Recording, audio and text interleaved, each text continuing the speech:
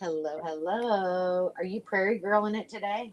I am prairie girling it today. What are you working on? Well, I have all of these things. I did a video a while ago with projects that were underway, and I had a stack that said, make more of these, and then some other things. So I'm going to try working on these, but I wanted to show you. Yesterday, I don't have all the equipment to do my dangles, which is really the only thing I have left to do in my Prairie Girls journals. But, well, besides this project. So I wanted you to see it. So this is, I still haven't done the front of the journal. Oh gosh, I need to move probably my camera. But this isn't stuck down yet because I got to put the cover on. But this is what I ended up doing on the back. Cute. Hey, Joanne. Good morning. Oh, I don't have my Good chat. morning. Joanne, were your ears burning this morning? Because I was thinking about her as I put on my Dollar Tree under eye little gel thingies. They make those little things that go under your eye. They're like jelly and they have like some kind of something yeah. on it. And you put them under your eye. I keep them in the refrigerator. And I was thinking about Joanne this morning because she loves the Dollar Tree. And I picked those up at the Dollar Tree. You get 40 of them for $1.25. It's like awesome. And I'm they gonna have to work. get some. I'm gonna have to get some of those, Joanne, because I really like, freshens up your little. It makes you feel good in the morning. The little football things you're talking about, right? Yeah. Uh-huh. Yeah. And they have two different kinds. They have like a whitening vitamin C one, and then they have an anti-puffing What's the whitening for? Is it supposed to make your dark bag go? circles. Oh, I need that so badly. My little Italian skin needs some help up there. Okay, so here's what I'm doing for this will go underneath here because this was just a scrap and it had a little dent in it, Uh-huh. and I was like, I got to accommodate it. So I'm going to put it here. And I did use some, what did I, some batting in here. So I'm not putting it on because I'm going to take it up tonight and do some embroidery on it just here and there. Uh-huh. But I don't think I told you, I thrifted the up here when I got here, which I usually do. And I found at Goodwill a $30 brother sewing machine. It's an LS 2125. So it's like a beginner sewing machine for people. But I was like, I don't want to use my grandma's because it's like a really high end expensive quilting machine and I get anxiety every time I use it. So I thought, okay, $30. What's the worst that can happen? Well, I guess it couldn't work. Oh, it's okay, Suze. Um, it works great and it's lightweight. I can pick it up and move it back and forth. And so I tried applique on it and it worked beautifully. Awesome. I was impressed. So, the little starter sewing machines are a win. So Yeah, $30. I have a starter sewing machine that I use for just crafting, like on paper and stuff like that. Yeah, It's a brother. I have that's the what fixed this. LX3817A or something. I just bought it because it was blue and it matched my room. Oh, Joanne, you know what? Girl, just be yourself. Just relax. Um, that's all I would say. There's if you're on camera, don't pay attention to the camera if you're not used to doing that. Just look into the camera like you would be looking at Hazel or any one of us, and kick back, relax, and enjoy the ride. It'll be fun. You'll love it. Good morning, Veronica. Do you have specific questions? Because we'll be happy to answer them. I wrote, just don't tell her anything you don't want blasted out onto the interwebs because she has a way of getting to you to confess your stuffs. Well, yeah, I should have thought that through a little bit more. Yeah, good advice because she's like, is there anything that's off the table? And I'm like, no. She starts asking me about divorce. I was like, oh gosh, I didn't know we were going down that road, but it was fine. It was fine. It was fine. So anyway, that's the Holly Howdy. That's the last one that needed the cover. And it's the only one I brought up here with me. So Well, it's adorable. It's coming out really cute. I'm working on my Holly Hobby right now. Oh, wait, that was was that Holly Hobby? Yeah, that was Holly Hobby. Yeah, I'm thinking Sunbonnet Girl. yep. And then I went through and grabbed like textiles and fibers and things that I can use for the dangles. So then when I get home, I can work on them. But that's about it. But I'm going to work on these. These are all things that if you watch the video that I did where I found all of the projects in a cabinet that I didn't realize I had. These were some of them that were like, make more of me. And then, good.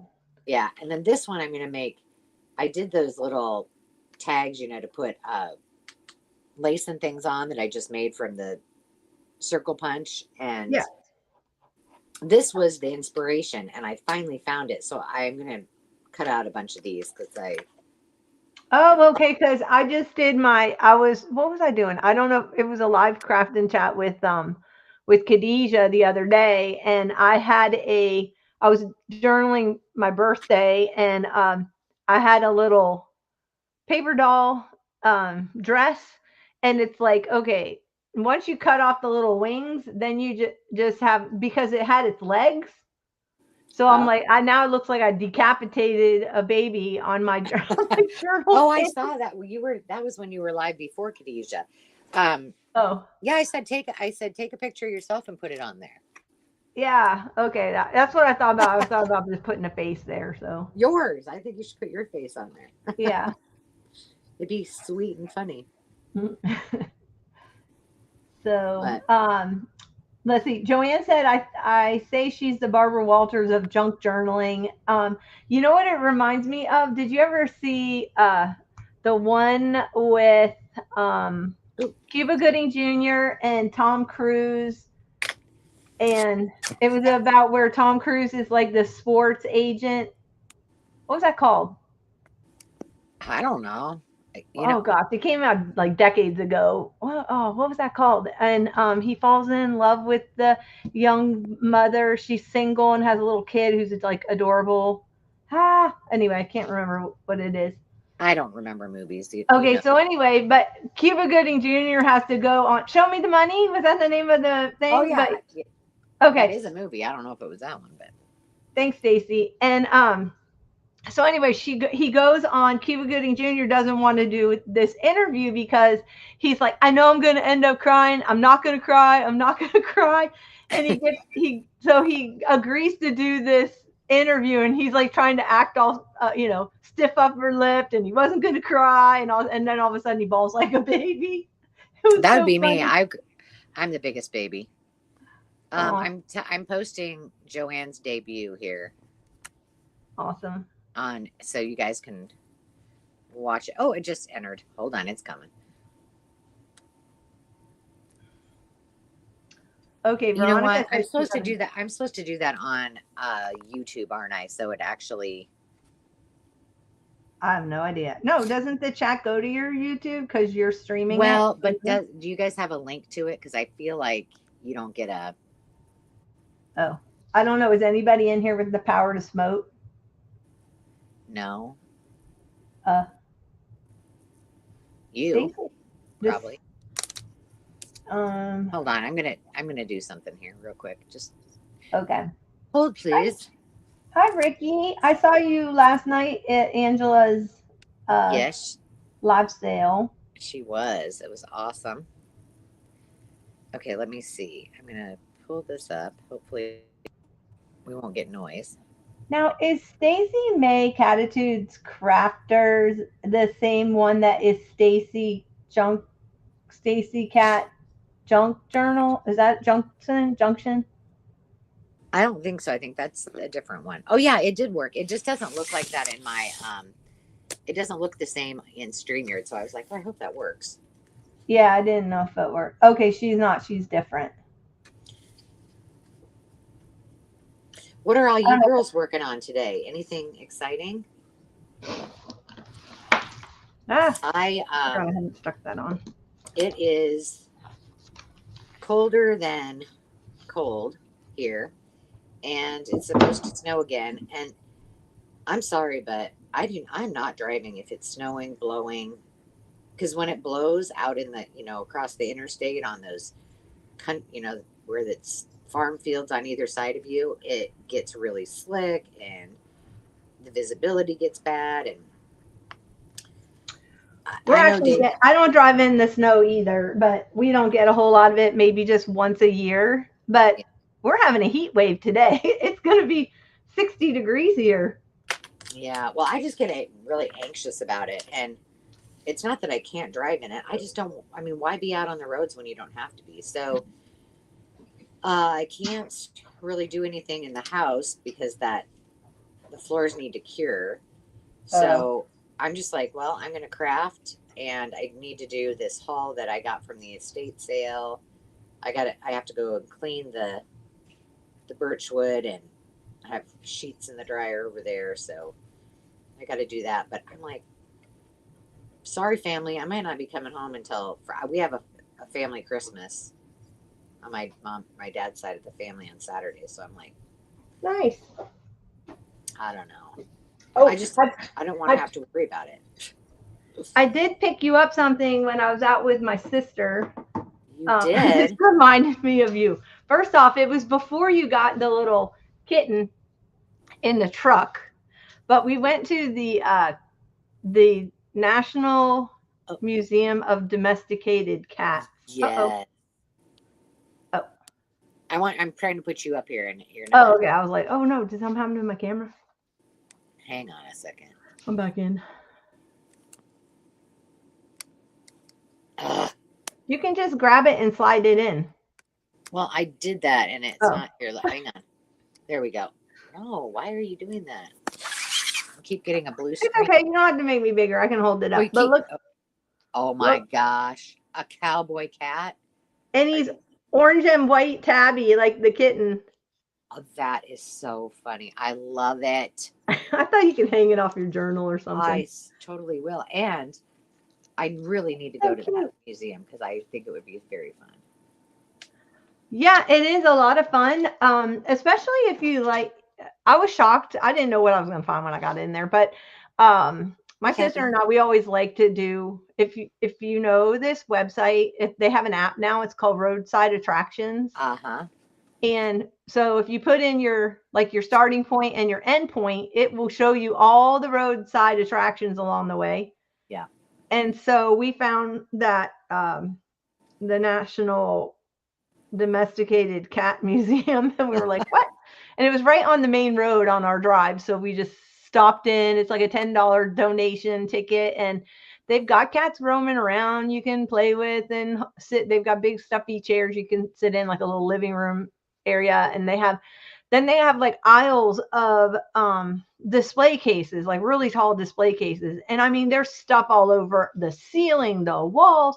And now they just announced because they had this little area under construction for a wedding chapel where you can Oh get my married and you gosh, can bring your cats. that's funny. Isn't So that you funny? got to. Okay, Susie. I hope everything goes well. Um, so you can practice being a crazy cat lady. Yeah, exactly. Love it. That's But awesome. they rescued, I don't know how many thousands of cats. It's a no kill shelter, and but people have sent in. It was this family's own collection of items. They started collecting. He was a big picker, and he would just collect cat items, and it took over their home. They ran the cat shelter in their home for a while, and then eventually they went out and got like an out barn, Uh huh. and then they got it on the National Register of Museums. And Yeah. so yeah, but they're Good doing things. awesome. So I'm it was just fun. I'm just playing with this because sometimes this works and sometimes it doesn't.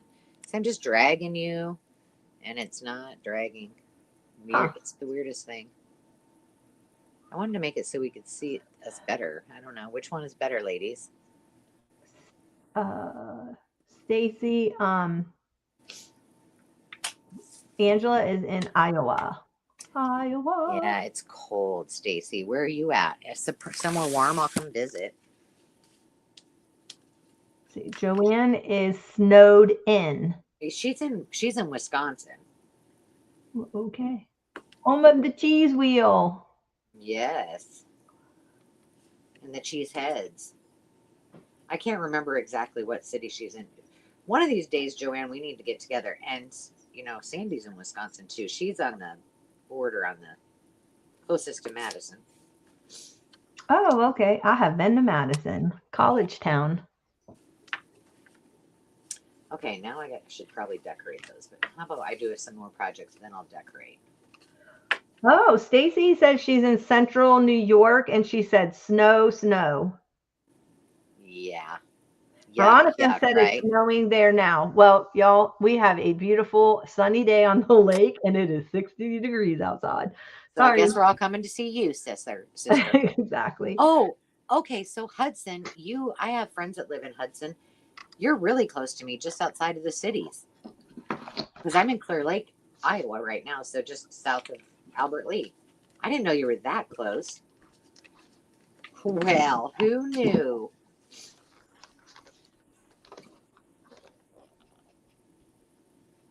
This is not big enough. I'm going to make it work. We're going to make it work. Yeah. When it's nice, we should do a meetup. Because that's easy peasy driving. Yeah, you should. I'm hoping that I get to do one when Hazel comes, like meet up with the ladies that live up in Memphis. Yeah, that would be awesome. I need some local crafting friends. I wanted to hook up with Carrie at oh my gosh, what's the name of her channel? She's in Georgia as well. Carrie with a K. Oh my gosh. I can't help you there. I don't know. And I didn't know I was going to be as busy as I was at the wedding, so that didn't get to happen. And I have another friend that lives in Georgia too, but she lives all the way on the other side, in kind of in this north central kind of side of the state. And so, I mean, I'd already driven all over the state. Georgia is a very large state. People don't understand. Yeah, well, it's a beautiful state, that's for sure. I love it. I love Georgia. I love the people there. I don't care for Atlanta. My sister lived there for 16 years, and I'm not a big Atlanta fan, but I do love the Georgia mountains. I don't mind Atlanta as a city. I do not like the traffic. It is brutal. Well, the first time I went, I had my purse stolen out of I had my purse. Oh, well, that's not a good And then while I was clearing out my sister's house after she passed, my car was stolen out of the parking lot on New Year's Day. So I don't really well, it makes you feel better. When I lived here in Clear Lake, which is only a town of 7,000, I was in college, and my college self really wanted some ramen noodle. No, I wanted mac and cheese and some Shasta pop. So I ran. It's like a half a mile from here to the lake downtown to the grocery store to get myself Shasta and mac and cheese. And I went in, and it was in the middle of winter, and I had an old car, and so I was like, well, I better just leave it running. And when I came back, it was gone. Oh, shoot. Now, I'm sure whoever stole it, it probably died on them. Like, they found it at the bakery, which was like a quarter of a mile away, and it was freshly snowed. So the culprits weren't very smart, because they followed the tracks right out of the grocery store. But so it can what my point of that is that it can happen in little bitty Iowa too. I know it can happen everywhere, but it was just like 2 times. Come on, what are the odds? Yeah. I mean, it's not like I lived there. I just, come to Canada. Yeah. But yeah, the traffic's and crazy. And sadly, I have to go through it to get to my sister's, because she lives in Myrtle Beach. Does she like living there? Yeah, she loves living there. She lives in north Myrtle Beach. and she lives on the intercoastal. It's just really very peaceful, kind of out of the fray, you know. She lives on the North Carolina border. Ah, okay. Yeah, So, I took the girls there for my sister and I took Demi and three of her friends for like a spring break. I wasn't a big fan. I'm not I've a been big there. fan of Myrtle Beach, like where all the mayhem is, you know, and the highway, like the road that has all the stores on it, and I forgot Yeah, whatever that road is that go the main drag. Yeah, I'm not a yeah, fan of that area at all. I stayed down when I would go visit my mother, I would always camp. I'd go from Florida and then camp my way up the coast and yeah, stay at the Myrtle Beach State Campground. And so from there to get to her house, because she lives the same place where my sister lives, I had to drive through that mayhem, and it's not fun. It's not yeah. fun. I bet, especially with a camper. Yeah. I spent when I worked for the airlines. One of my jobs was I would open new locations. So when the airline got um, approval from the gov to go to a new city, then I would go and I would hire everybody, interview them, hire them, do all of the HR stuff, train them all, get all the uh, relationships with the fixed base operator and the people that fuel your airplanes and de-ice and all that stuff. And so when I would go on these trips, I would spend like three weeks to 3 months, depending on how big a project it was. And I was there for I think I was only there for, maybe I was there for a month, but 3 to 4 weeks. And my hotel room was right on the beach, which was fabulous. And I loved it back then, but it was not, it just wasn't it was still commercialized, but not nearly like it is now. And Hmm. when I went this time, I was like, I don't like this. It's not the same feels. Yeah, that's how I felt about Florida. That's why I moved out. It was like the old Florida from my youth was not the same. It just got so Yeah. commercialized and built up. And then, we had a huge influx of people a few years ago. And yeah, I just decided that I was gonna move out. And I did, and I'm happy that I did. I live out in the middle of nowhere, so I don't have any traffic. It's wonderful. Yeah. I just have critters in my yard. A lot of them. Oh yeah. Ricky, you're getting snow on the weekend. Now, do you like snow or are you a no snow person? You know how people say, like, could you live somewhere, because I'm from the Midwest, they ask often, like, could you live somewhere where there was no four seasons? Yes, please give me a beach. I'll be fine. Tempt me. Try me. I can travel to go see the seasons and go to the mountains to ski once a year. That's good enough. That's Oh, true. all I That's need. why I like it here because it doesn't get too hot and it doesn't it only we get a nice fall, which is one of my favorite seasons, and we get a really nice spring, which is another one of my favorite seasons. And then we only get like a snowfall, like I said, maybe once or twice a year.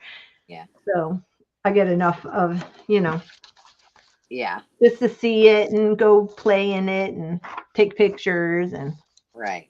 Like I have to take Zenny out, and she's like the not princess. having it. No, she doesn't. She does not want to go out, and And she has little short legs, so I don't yep. blame her. I know she got stuck in a big snowdrift the other day when I was like, "Well, get yourself out of it." She was running. Aww. She was running from Mo's house to the duplex because Dave was out there working, and she wanted Dave. And she starts bebopping across the snow, which was, I mean, it's about 12 inches of snow, and she just went whoop right in, and she was just stuck. And I was like, well, let's see if she can get out. She couldn't, so I had to go get her. But Aw, poor little baby. I know she looked at me like, Mom, what are you doing? Come and help. Poor thing. She's got such a rough life. Oh yeah. I'm sure. Yeah, Well, we have them for such a short time. You know, you have to spoil them while you have them. that's right. Make their life a little bit better. I always tease the kids because they were the one that wanted the dog. I said when we built the house, I'm like, okay, maybe when we get a house, when we're done building the house, we'll get a dog, and we did. Um, she's cost more than both of my children combined to have, and it takes me just as long to make a meal, her food, as it does to make our entire family's meal. So there's that. Yeah, but my dog lived to be 18 years living off of organic, grass fed, free range beef. Yeah. So Well, she's eating people chicken, hmm ground beef that I then have to um I boil her chicken, then I make her little ground beef and drain it off, but I have to leave a little bit of fat on it because she won't eat it otherwise. And then it's pumpkins and carrots and peas and sometimes blueberries, but she's not a huge fan. Yeah, I'm like, oh, cottage cheese and 4 eggs. There, that's her meal prep.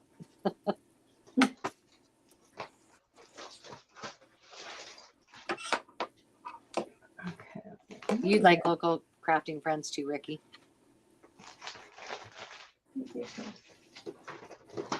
30 minutes north of Manhattan. out. I got some crinkle inside. I get so excited when I meet somebody that junk journals. Like I remember going to a yard sale one day, and it was a mother-daughter, and the mom had all of these junk journals and little golden books, and I was like, oh, it's like, I don't know, it's like you've hit the lottery, or you've just unearthed a treasure when you meet somebody that has the same hobby. I know. I haven't met anybody here that has the same hobby, sadly. But I was so excited when I think I'm gonna have to put a piece of tape on these because these are like they tear off. I was at a thrift store, and one of my subscribers came up and said, "Are you Angela? Are you the traveling crafter?" And I was like, "Well, you just caught me off guard."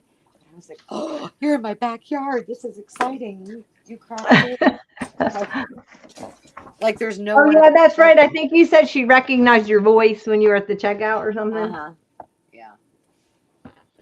That we had been talking, like we were looking at some piece of equipment, and do I have? Oh man, I don't think I have washi tape up here. Well, I got regular tape. That'll work. Yeah, really sweet lady. You don't have any washi there? I don't think so. Do you not have your little traveling kit? Well, when I came up, I only brought my super tips because that's all care for my Bible journaling. So I didn't bring my little Bible journaling bag, which has my washi in it.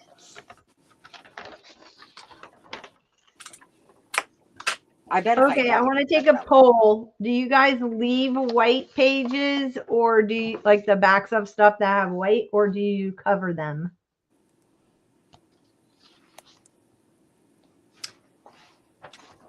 I like white pages. But I do both.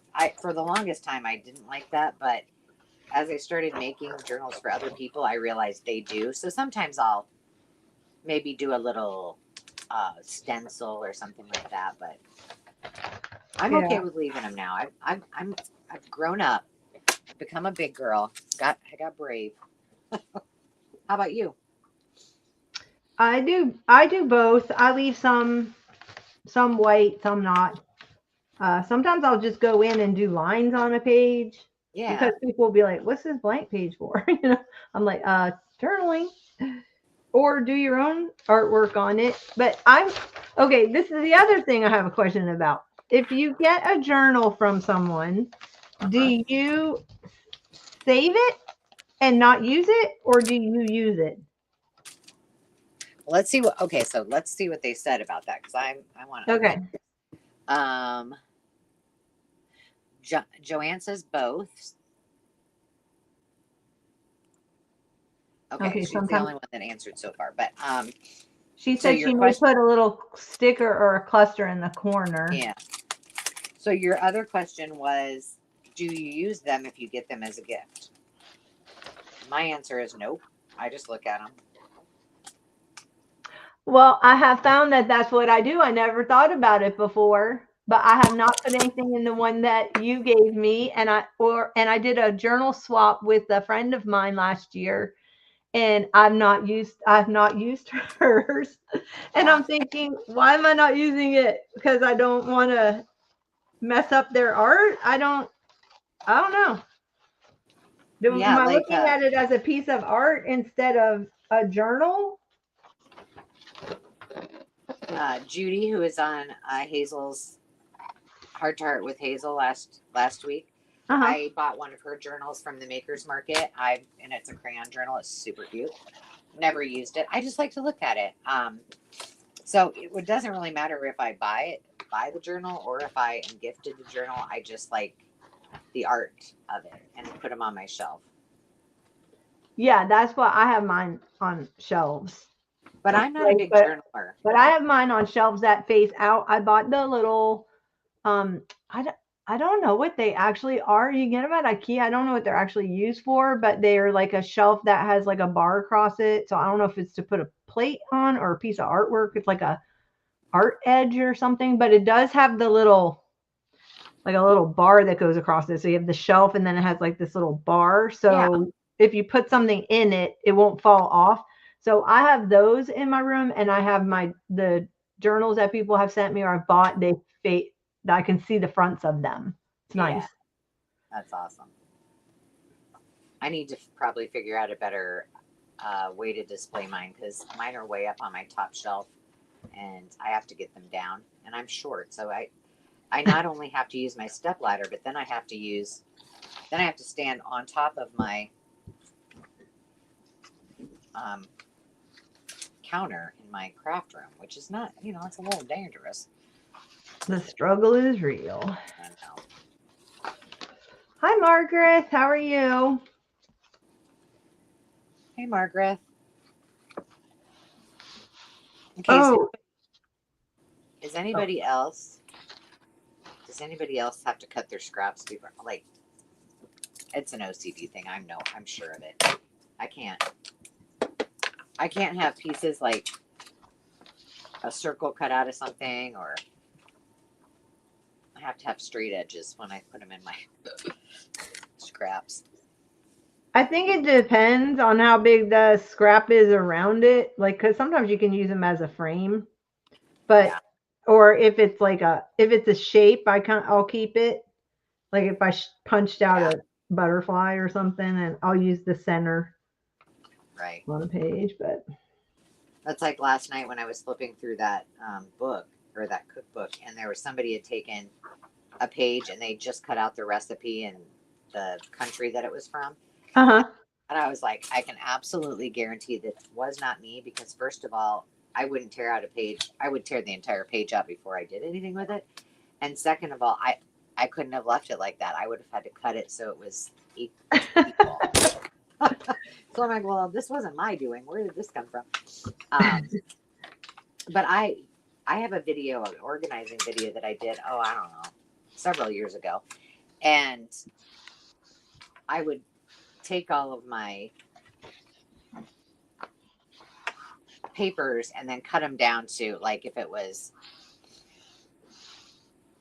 like 8x8, 4x8, 6x6, and so on and so forth, so that at least I could just grab them and use them.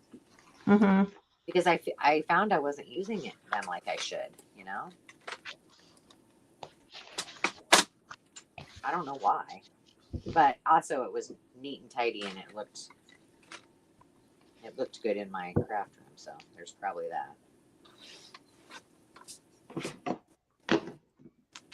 So let's see if anybody Oh, Margaret's working on her paper chain. You don't have any local crafting friends? I have one. I have one, but she lives like 30 minutes south of me. And we used to get together and then she got married and that was the end of that. Oh, So rude. I know. I'm like, why?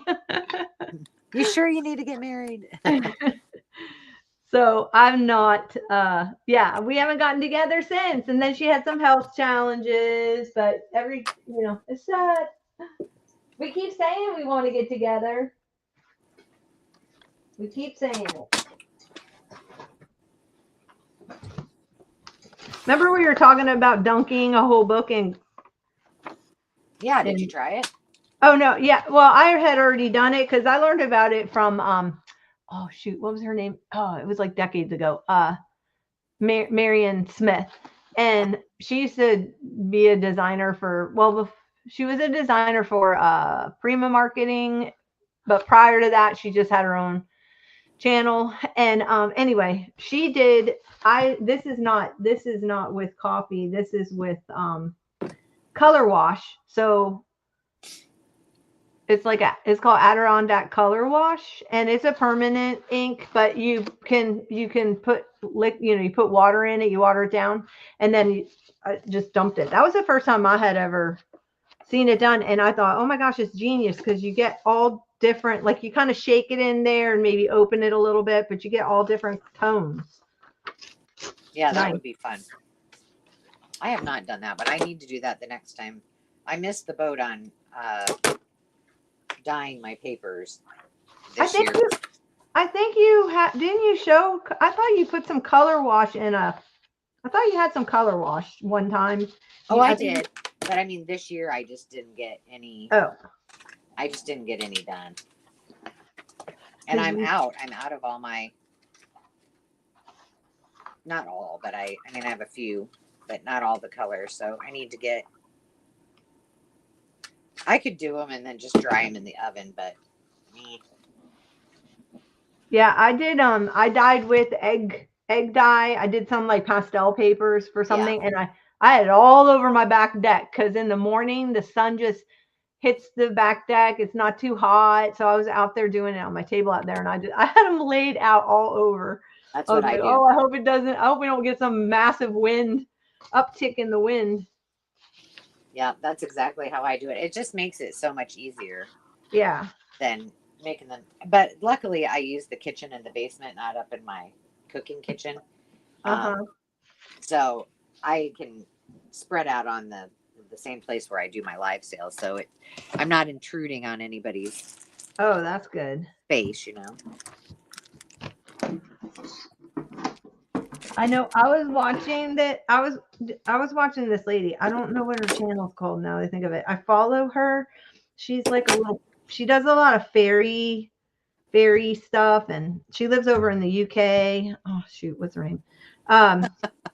But she has an art studio. She bought her and her husband. I started following them years ago. She and her husband sold everything, and they moved into their van.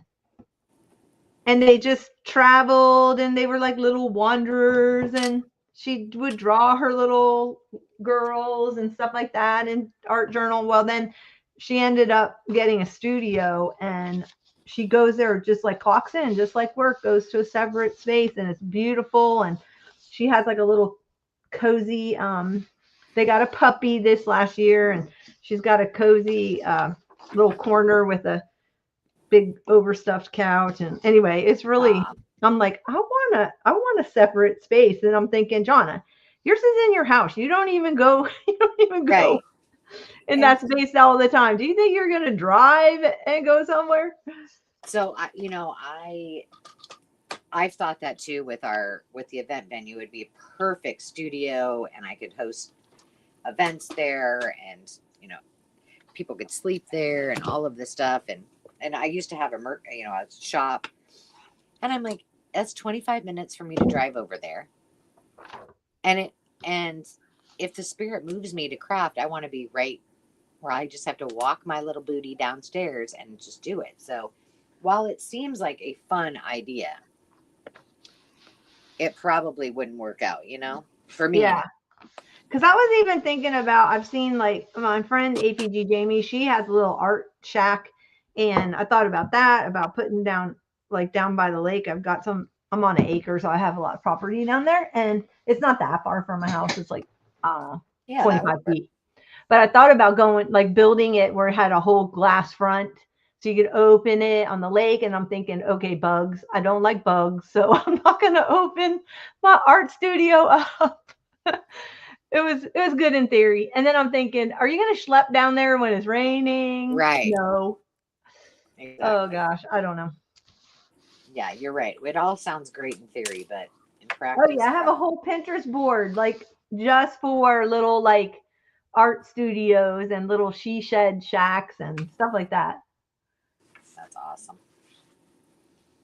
Okay, let's see. Ricky said she has so many journals she made on a shelf. Most of what I might could give away. I think that's She awesome. buys the notebooks at thrift stores. She likes using those. They're the perfect journal size. She leaves white coffee dyed. She leaves white coffee dyed paper. I also add line paper. Yeah. What's a Christmas paper chain? Oh Like the circles, and then you just pull off one for each day of Advent. no, I've never heard of doing it for Advent like that. I've seen the paper. I know what you're talking about now, like where you do the paper change and you hang them. I've seen them hung on trees, Yeah, but but I didn't know you take them off. kids love them for because they get to pull something off each day, and that's Huh. awesome. I miss that in my childhood. So if you're just tuning in, Johnna is working in her Holly Hobby journal. I am uh, following my own direction, which said make more of these. These were in a forgotten tote of projects that I had in a cabinet. And when I organized, I didn't realize that they were there. So I'm just going through and making more of these little things that past Angela said, make more of these. Yeah, I have a little designated tray that I put like one of everything I've made in it. It's kind of like I started Yeah. out with the notebook, but then my notebook grew so fat and I don't have a lot of shelf space anymore. So then I thought, okay, I'm gonna transfer this over into a tray, and I'm more of a flipper anyway, so it's working. Yeah. Um, you know, because you make stuff and then once it's like sold or in a journal, like I forget that I'm like, Yes. oh. And I don't really want to go back and watch all my videos. I mean, I do sometimes because I have to, because I'm like, how did I do that? Um, and I have totes in my sewing closet that are specifically like these templates will go back in there. And to be honest, it's on the second, it's up high. So Mhm. I just chuck them in there, and then every month or two I go and organize them where they should be. But I'm like, ain't nobody got time for that for me to organize it every single time and get up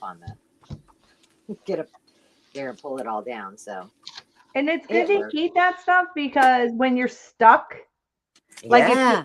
you know what I mean, it really helps to have like some kind of idea thing because when you're stuck, it frees up that, and you're like, oh yeah, I totally forgot about that. And then you have Yeah. something to make. Exactly. Um, and I love going through it. I usually just like I make a lot of templates. Like if I find something that inspires me from like mostly I think it's from like vintage greeting cards and such. Uh-huh.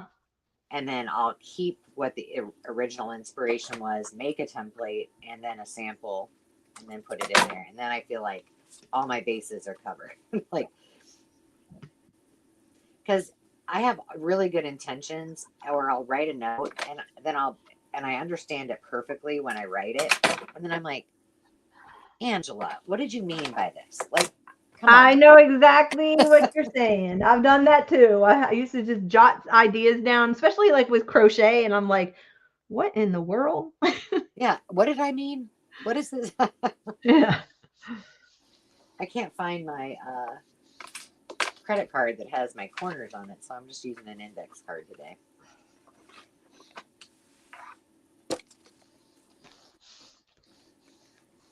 Maybe we'll do that. Yeah, so these are just fun, easy projects I've done videos on in the past. Good morning, Teresa. She says she's feeling like Noah's Ark. I Oh, bet. Poor thing. I bet it's pretty green.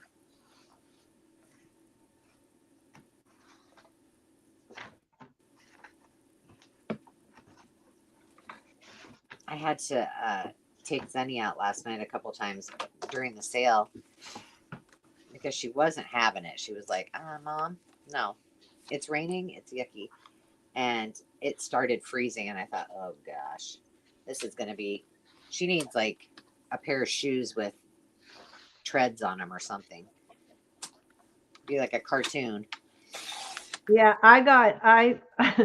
When I was staying in Denmark for a while, and my dog had to go stay with my best friend from high school and her husband. They have cats. They're not dog owners. So, but anyway, they live in Georgia, and I know it snows there sometimes. So I sent him with like little boots and stuff like that. And she's like, "What am I supposed to do with these?" I'm like, "Put him on his feet if it's snowing outside." She's That's, like, "Yeah, I don't think so." so Zenny would actually keep them on. I mean, I do know that. She's like, whatever. She's very Oh, patient when she gets dressed up. The kids dress her up a lot. But most dogs, I can't imagine they would really like that. Like, she's just kind of whatever, Mom. he liked wearing sweaters and jackets and stuff, but Yeah. Well, when they're little like that and they're yeah, and he's close short to the hair. He was short yeah haired Chihuahua, so and close to the ground, and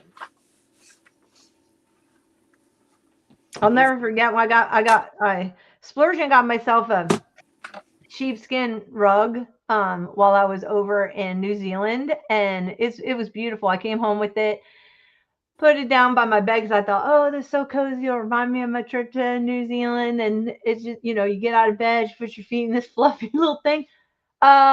Totally claimed that. He I totally bet. claimed it. Oh. So much for that thought. Did your puppy sleep with you? No, that was one habit I did not let him get into, other than when we were camping, because I have a vintage camper and the ground coldness and dampness would come up through the floor, because it's only Yeah. wood. But then he'd get up in my bed, and I have so many pictures of him. He would start out like I had to have my feet and my leg a certain way, and he'd sleep in the crook of my knee, and then by the morning I'd like look over, and he would have his back up against my back because I'm a side sleeper and I Uh-huh. don't move in my sleep. But he would put his back against my back, and he'd have his head on my pillow, and that's how I would wake up. I'm like, Yeah. what? So in the Zenny middle of has. the night, sometime he'd crawl up and he'd put his head on my pillow with his back Yeah. against mine. That's what Zenny does. She claims a pillow every night. But when we got her, Dave and I were like, we're not having a dog sleep with us. And that lasted one night. She started crying in her kennel. On the first night, Dave got her Oh, out of the kennel, and the rest is history. And I was like, I knew this wasn't going to last. oh, But he couldn't. He was like, I can't listen to her cry. I'm like, I know. It's kind of like babies. I said, if you and I would have had children together, I think we would have had a lot of arguments, because I clearly would have been he would have been the fun dad, and I would have been the one that would be like, oh, you would have been have the bad cop. consistency. Yeah.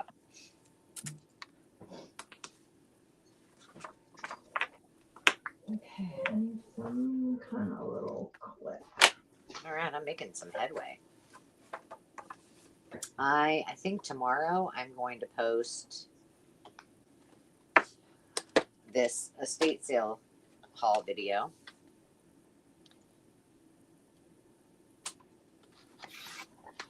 because it's sitting Okay, there. note to self, next time I mass make any kind of little clips, make them go each way. Make one going one way and one going the other way. Because inevitably, Oh yeah, because then you have them all. yeah, then you just have a blank one on the other side. Yeah.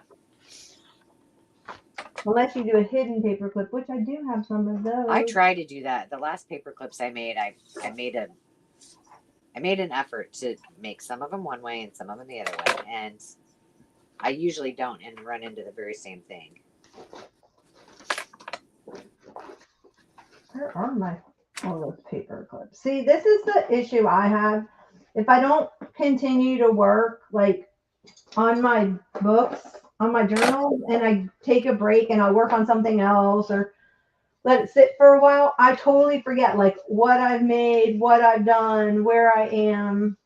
So I do bad. the same thing. I'm the same way.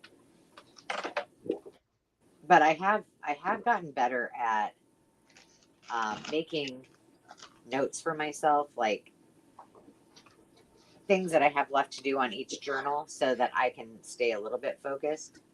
That's smart.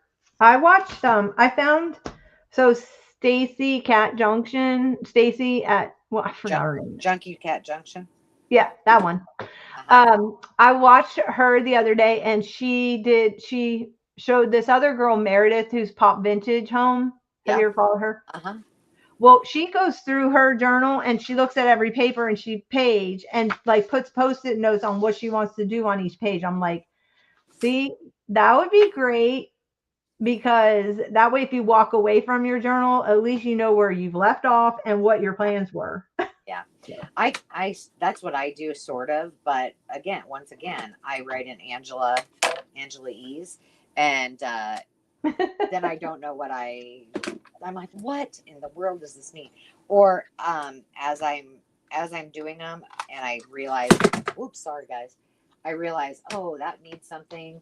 Then I'll just put a little tab on it so I don't forget to come back to it, Yeah. But most of the time, she'll just put like fabric ruffle, and then she'll put I need to make one. If she doesn't have one that fits that or whatever. I thought, well, that's pretty smart. Yeah.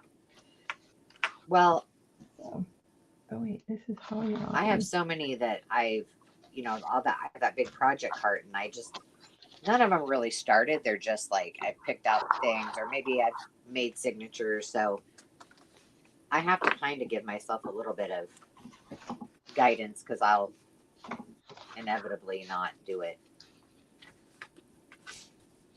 and forget. It's my goal to finish all of those in the cabinet or in the new drawers first. I say that when I had that equestrian journal pulled out. Well. Speaking of snow, this one got horse-drawn something. Hi, Juju. Sled on the farm. Hi, Mama Juju.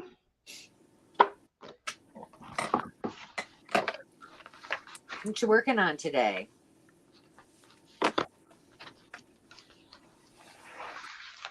I'm just catching up. I do.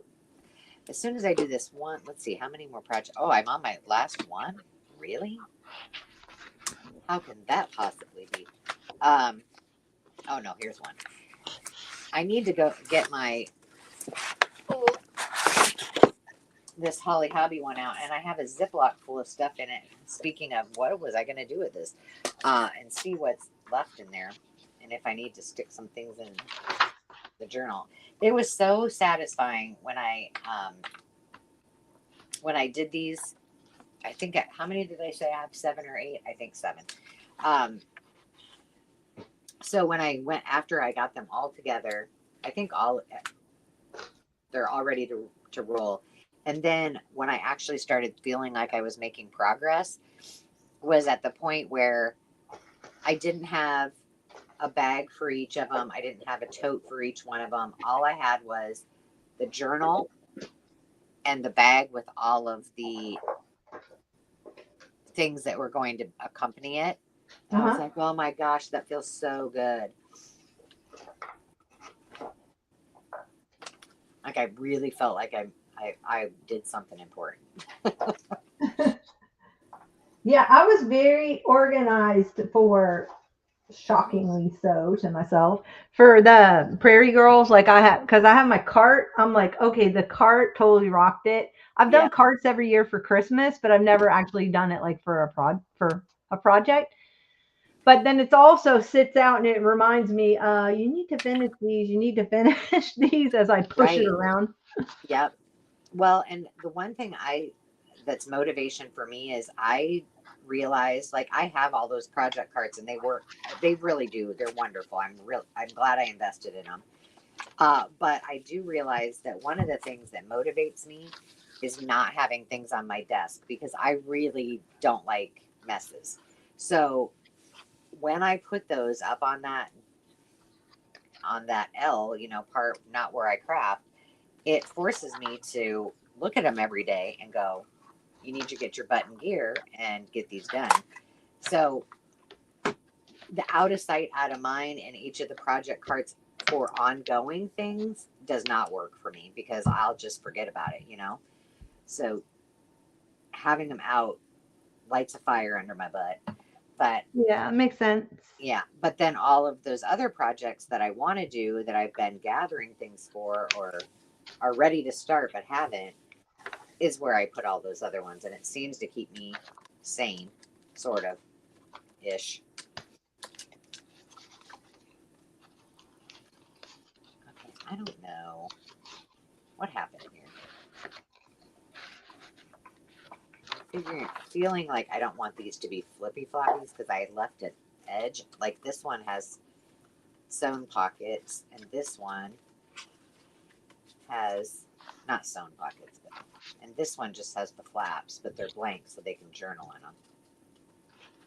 I think I'm gonna make it the. Oh, that's pretty. Was that fabric? What was that? Oh, this is my Xenia digital. Oh, pretty. Yeah, thank you. I like it. Zinnias are one of my favorites, mostly because they're hardy, and they will come back. Some will come back year after year, even in our climate. And Oh, I didn't know they came back year after year. That's well, cool. not they don't always. I mean, not all of them So, will, but they do. They, I mean, I always have a certain number of them that will come back. mhm. And but my favorite part is that they just keep blooming and blooming, and they're awesome for cutting. For a cutting flower. Yes. All summer long into the fall, actually. I need to. My neighbor plants them, and they're all on the side of the road. So when Oh, I come in, I get to enjoy his. And I bought bulbs last year and planted the bulbs, and something got them, so they never came up. they have zinnia bulbs. Or maybe they were seeds. I don't know. I planted You something. you planted some. Oh, that's when I think it was either birds and I'm like, what did the bird or squirrels? Somebody told me squirrels will eat your seeds. I'm like, what do they do? Sit in the trees watching me, waiting for me to walk away? Like they were literally gone.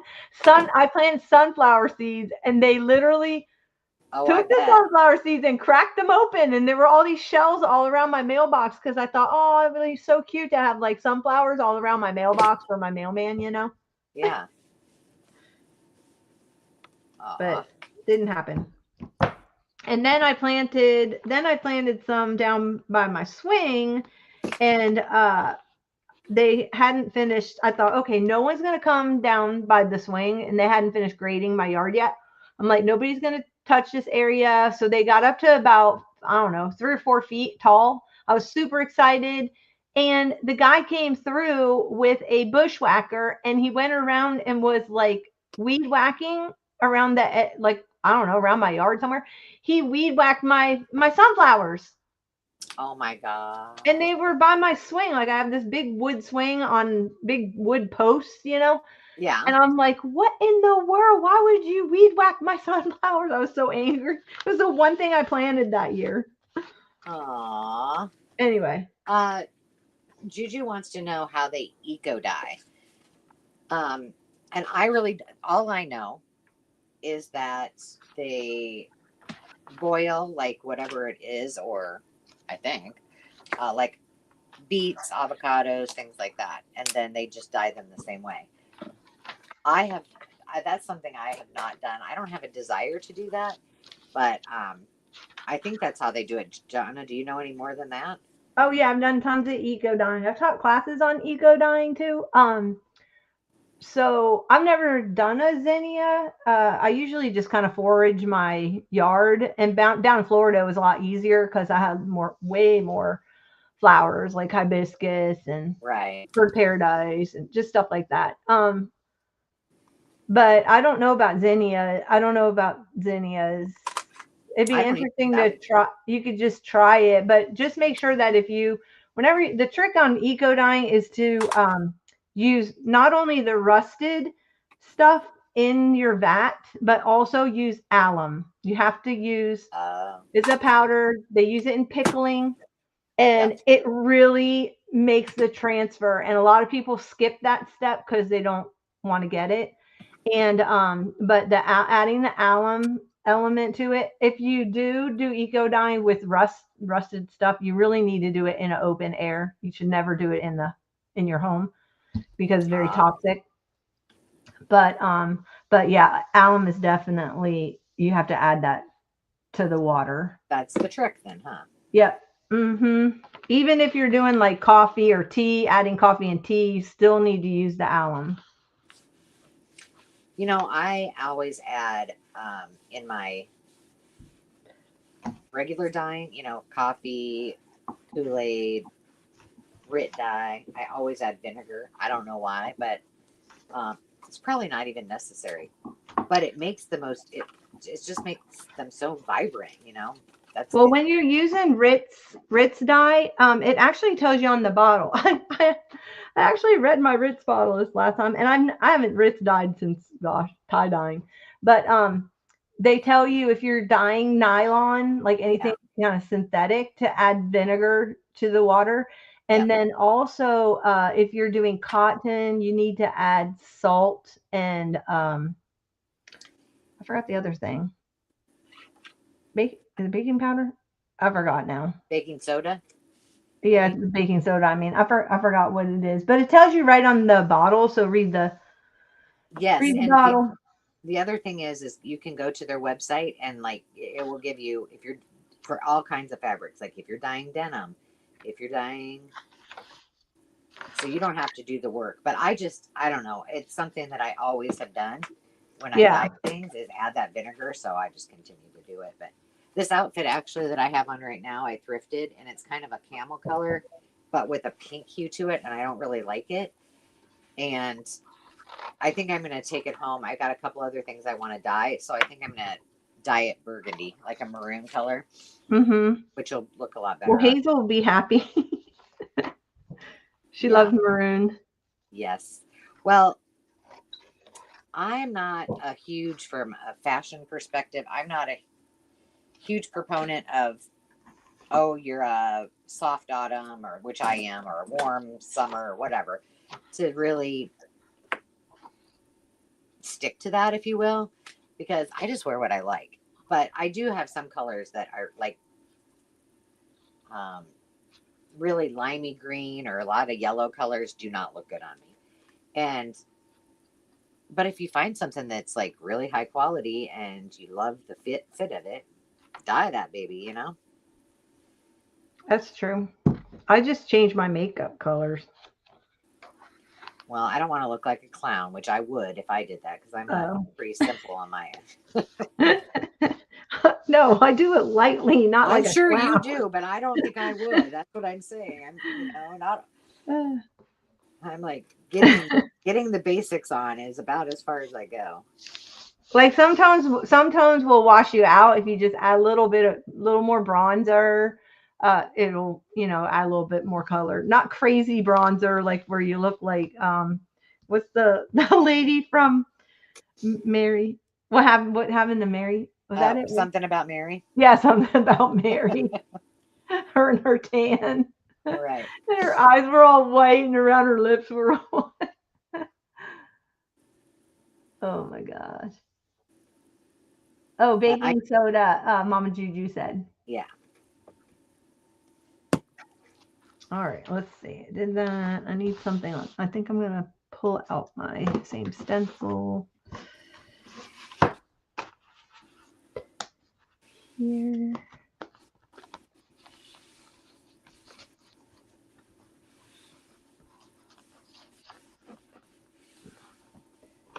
Oh, did you see in the chat last night? I told you thank you for the soup. Yeah. The What was that from? Oh, okay. So you sent me a thing of that Campbell's soup. Oh, I yeah, don't know yeah, if it yeah, was yeah. Campbell's.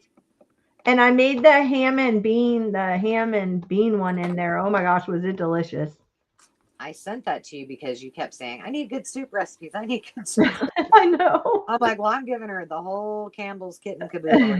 Well, thank you so much. I didn't use the Campbell base. I made my own because I had a ham bone, so I just Oh, made my yeah. own broth. That's always better, no matter Yeah, what. yeah. But Mo- oh, it was so good. I beans soaked over. the beans in there, and I bought like a 5 bean bag of 5 different beans or whatever, Uh-huh. the hard ones. Yeah.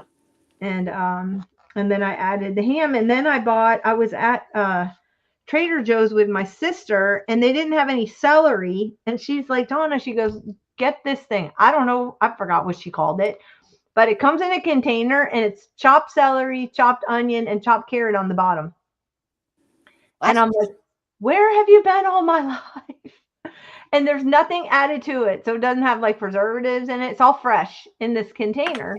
Is it And so I like bought veg that all? thing, and Is I it just took the whole thing and dumped it in my soup pot because it called for like 12 cups of water. It's a very large amount of soup. yeah. Is it I veg all? No, it's fresh over in the refrigerated section where all I forgot what she called it. It has a weird name, but you can ask somebody that works there. But Oh, it's I'm over in gonna be the Googling it because except Dave loves to cut up vegetables, so I don't want to take away his. well, if it's great if you've had a long day and you just need Yeah. and you want to make a soup and you don't, or even like I made ham salad with the leftover ham, and so I just pulled out some of the chopped celery and onion, and I tossed it in there, and then what was left I used in the soup. And it was so easy. It was so easy. I'm like, oh my gosh, where have you been all my life? She's like, I can't believe you never bought this. I'm like, no, I've always been a proponent of chopping, but this is my issue. Like, you can't just buy one celery stalk, right? So if your recipe calls for one celery stalk, you can't get to buy a whole thing of celery. Do you And not like celery? I do if I make ranch dip, but I'm trying to be good and not go, the whole ranch dip Oh, I scenario. love. Or I like to stuff it with like pimento cheese. Like I Me like to too. add stuff to my celery. I can't just Peanut eat it. butter. Oh, I gotta show. Let me show you. I brought it down here because I was like, I'm gonna have to eat something while. So this is how. I mean, it doesn't look very pretty now because I've been eating it. But speaking of celery, so this is what I do every day. This is my snackle box. It's not fun. And then you have all your veggies, proteins, Oh cottage yeah. cheese. Who does that does Dave do that for you? No, I did this myself. Oh, nice. I just keep filling it up. So that way I feel like It's if I make sure special. I eat that, then I'm getting not all of my proteins for the day, but because I can put I have sausage in there, or I'll put Pepe's chicken. Sometimes I'll put an avocado, and then I eat those Parmesan cheese crisps. They're just cheese Yes. crisps. Yeah. Yeah. Oh my gosh. Yeah. And that way I'm just making sure I eat every you're supposed to eat every 2 to 3 hours when you get to be in the age that we are, to manage your menopausal crap. And it does work, but I forget to eat, and I get so excited about whatever it is I'm doing. And so that combats that problem. I don't have that problem. But that would work for me for portion size. Yeah. My Because issue is I get an emotional eater, and two, and I don't know why I didn't get that gene that some people have, that when you're under stress, like you lose weight. I'm like, why can't I have that? yeah, that's how I am. I just don't. I won't eat. What? I don't But even let me know tell that you, concept. when you start going through menopause, it doesn't really matter. It's like, hey, I haven't done anything different. Oh yeah, And, you know, exactly. Yep. but and that's when I found like how huge the proteins were and eating. I mean, it's not like people didn't tell me that, like my personal trainers and stuff in the past. I just didn't listen because I didn't need to. I was like, I'm fine. Well, you are until you aren't, right? Yeah, till you go through it, and then you're like, oh Oh, my now I get word. it. Now all I have to do is look at it, and it Yep. becomes part of me. Mm. Mm-hmm. So that's been really Hi, helpful. Khadijah. Hi, Cotty. You feeling better, girl? Let's see. Dun, dun, dun, I find I don't make enough clips. That I'm finding out. That's on my list too. I have that posted at home. I was like, I need more paper clips, more little dangles. You and I will have to do a dangle session or a something. Yeah, exactly. I do not have, and I made all these, but I need just something simple. I guess I could just add, I got these thingies that I made. Wait, I made these thingies. I could add these to a clip. What are they? I'm really concerned as to why I can't get you to go big. Clustery things. Oh, I did it. What's this thing? It's like a little farm. Oh my gosh, I made these so long ago. I don't even know what's in Show me here. what you were saying. Oh, I think I'm going to add this to, I just need something because I want to add, where is she? I want to put her in somewhere, but I need a clip. So, but I don't want it like, I don't want it big because I've got a lot of these that I made. These little, remember I made these on Yep. Mm-hmm. with you guys, and I've already used I did not make enough of these things, the banner clips. So, but I think if I add this little fabric one, I know what I can do. I could add it to, I've got these little tags from Seven Gypsies I need to use. If I add that to that, and then I wonder if I stuck a, That's a great um Margaret, that's a great idea. what'd she say? She sets a timer, and when it goes off, she sets it for 20 minutes, and when it goes off, if she's still hungry, then she can eat a bit more. That's brilliant That is brilliant. and responsible. I love it. I wonder if I would do that. I wonder if I would do it. You would. Okay, so I'm so looking forward to the day that Elon Musk finishes up his little AI robot. I'm like, yes, come on, let's get it. He wants to keep it at like a $20,000 price point. I'm like, okay, I can do without a car. I can just send my robot down to the grocery store. Or he could just carry me wherever I have to go. There you go. The car. But I'm thinking, oh my gosh, I would so have him like make me all my meals, do all my portions. Like, mow my yard. My brother's like, get yourself a robot mower. I'm like, yeah, they're so expensive. Yeah, very true. But That's but funny. anyway, I'm like, okay, I need this AI. Have you looked at the Tesla robot? Yeah, well, I've seen it, and that and the Tesla camper. Have you seen that? Yes, my brother sent me that. Yep. Because I told him I was looking for a car. He wants me to get the Y because it tows 3,000 pounds. Because I need some that. Is that the truck thing? No, I think it's a that thing is car. ugly. Yeah, I'm not crazy about the Cybertruck. No, yeah, that's it. That's what they call them. Mm-hmm. Ugh. All right, so I think I'm going to do a Brad. Well, I guess if you're going to invest in a new vehicle and you keep yours as long as you do, which is a long time, then probably that would be a good choice for you. Yeah. So, and if you get a Tesla car, my brother told me you can integrate your robot to your car. I'm like, what? Oh my goodness.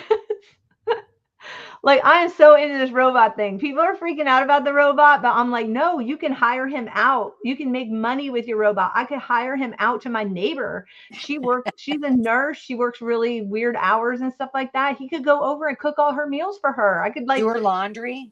yes, do all her laundry, clean her home. Like, I could rent him out. He would pay for himself eventually. Like, what?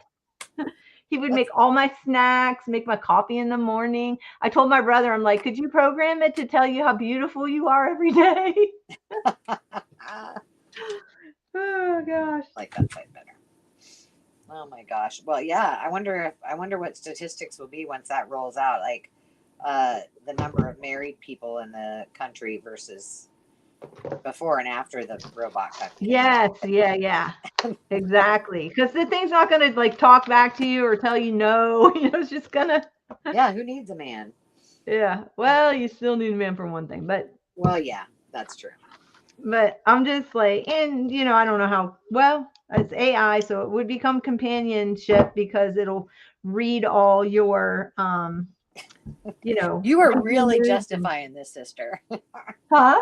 You're really justifying this. You really want this thing. I know. That's Okay, so Kadisha said that they have a Tesla and her husband loves it. Yeah, my kids wanted me to get one, and I was like, no. But I'm not a car person. Does he have the Cybertruck? My brother. Oh, I just don't think they're very pretty. I mean, if they were, yeah, I'm not. I don't think they're pretty either. I don't. I mean, if somebody wanted to give me one, I would take it. But I'd take it and then I'd sell it. But hey, Debbie. Hey, Cindy. But I'm like really invested in this robot thing. I'm like, okay, seriously, I could really do the robot. The only issue is that I would have with it is if I tried to get a snack and it told me I was at my limit, we may duke it out. Like, how dare you? Unplug, not charge you today. You're in timeout. Exactly. Joanne said she would trade her husband in for the robot. Oh my gosh. I know, Veronica, they've got all kinds of sci-fi horror movies about robots, but I don't think it's creepy. I don't think it's creepy. I don't know. Unless because you can program when it wakes up and stuff like that. Yeah, I would totally have one. I mean, oh my goodness, could you imagine you wake up and it's making you an omelet? I mean, seriously, like you have a husband who probably cooks for you, so he does, but you know what? Like I wouldn't have to worry about eating healthy because the robot's just gonna make all my healthy meals. Yeah, and you can send it to the grocery store. That's what's going to be weird is when all these robots are walking around with you at the grocery store. That's going to be a little odd, a little unnerving at first. Yeah, that sounds pretty coddy. You're like me. I don't know what it's called. For the longest time, I didn't even remember what kind of car I had. My kids are like, Mom. Which, in my defense, that's my husband's fault because he likes to trade cars in, and I could care less about my car. But now I really like this one, so I think You have the Audi Q5. Yeah, it's just. I know. I miss my Q5. I love that car.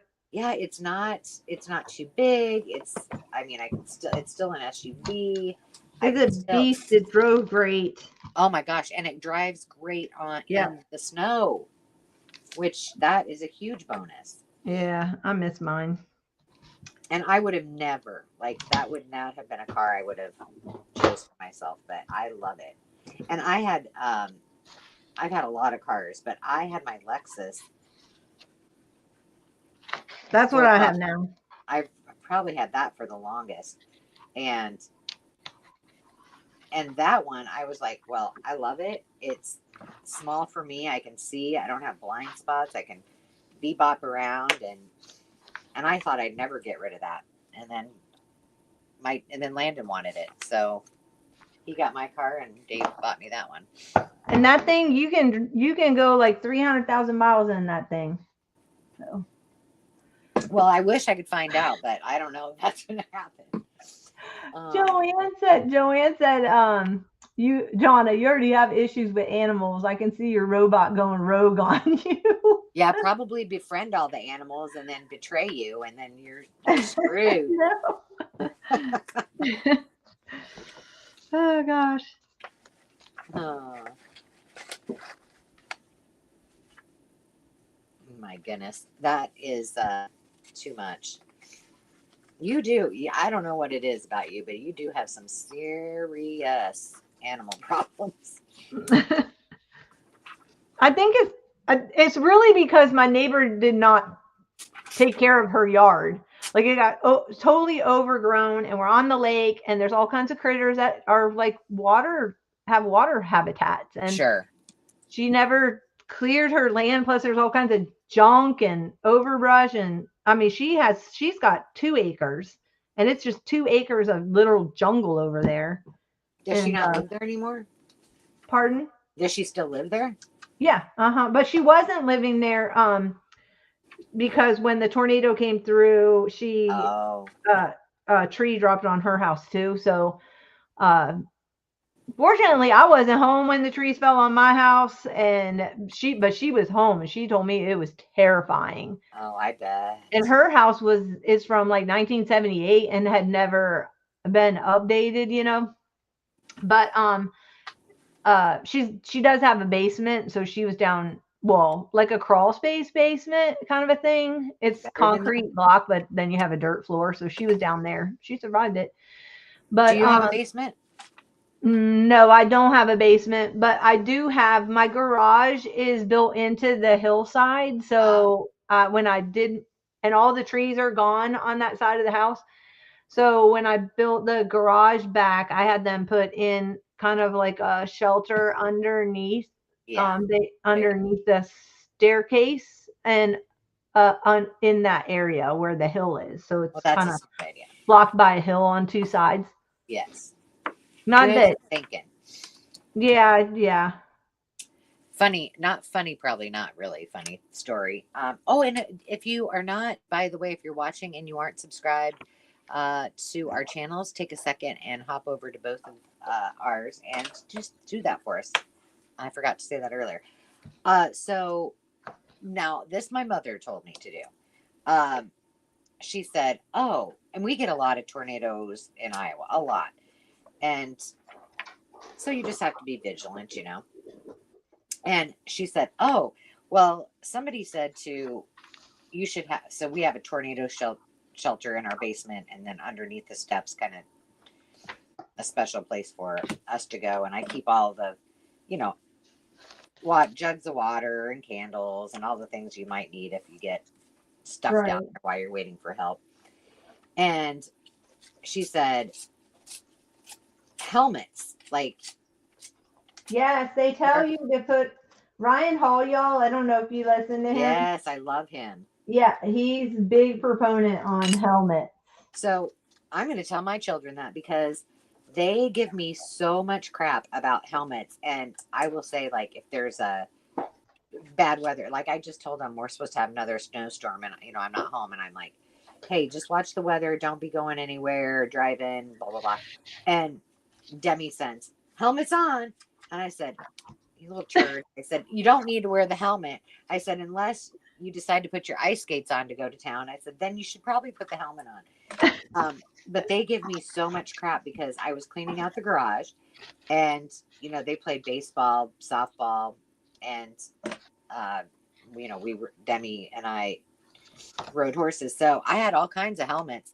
So I just grabbed enough for each of us, and I stuck them in the basement.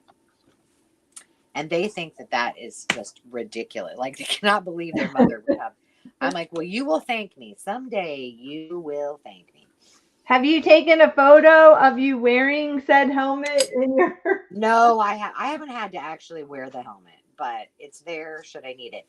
Because a lot of people, unfortunately, that's what will kill you is a head injury because you're not protected. Yes. That's why they say put a mattress over. You know, if you only have a bathroom, climb in and put the mattress over yourself or whatever. But I've never seen any interviews with anyone that has survived a tornado wearing a helmet. I would, you know, it'd be well, I interesting to haven't see. either, but I'm not going to tell my children that because we're keeping the helmets down there. We had a really what's the name of that town? It's right Parkersburg, a really really horrific F5 tornado, and then another one that happened where when I worked for Nationwide that we all responded to. I didn't go, but you know our crisis team went in Joplin, and the stories that the families told. Um, and the people that were actually there, you know, all the claims adjusters and people helping getting them money so they could start rebuilding and find places to live, were amazing. And one of the stories that one of the families told was they had a child that was in a cooler, and this was somebody that found said child in the cooler that had like miles and miles from their home that had landed, and the child was fine. What? Yeah. Isn't that craziness? That is so crazy. I've heard of like cats, and I've heard of babies being found up in trees and stuff still alive. I mean, and you know, you almost go, come on, people, you got to be making some of this up. But no, I mean, that's not a time to joke or tell stories. That these were true stories of these people that, you know, experienced all these crazy things. But wow, Wow. I'm telling you. That's how you know your days are ordained. Like seriously. Yeah, no, you're exactly right. That's Yeah. Oh, thank you. She said to click on the like button. You guys got our backs. You guys are awesome. Oh, because there's a thing on if with the algorithm, if everybody hits the like button at one time, it shoots it out into the YouTube sphere, and it actually more people get to see it. Like because Nice. it tells YouTube that something live's going on and people are liking it. And it's true, you do. People show up. It's really weird. I've done it before. I've had everybody do it. Interesting.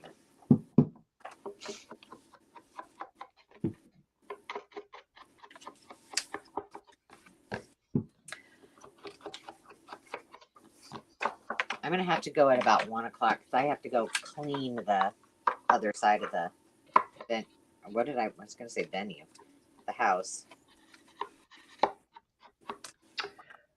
Sandra Blossom and Inspires doing her a live at 2 o'clock. So if you follow her, she does her consignment sale at 2 o'clock. Oh, that's what I was gonna ask what she was doing. Yeah, and then at 5 is Hazel's. Hazel's with Joanne. Yes. Well, that's Central Standard Time. That's what I'm on. So yeah. And you have to say it with Joanne. That's right. I swear I had my ink pad and a dauber here before the live sale last night, and I can't find it anywhere. So Did you put it away where it belonged? Well, where it belongs is right behind me, and it's not there. So I'm using all my travel ones, which it's fine, but not my favorite. I only say that because I have done that before where I think I've laid it out and I've actually like mindlessly put it back where it belonged. Yeah. Shocking. Wow. Looks like the last place I look is where it actually belongs.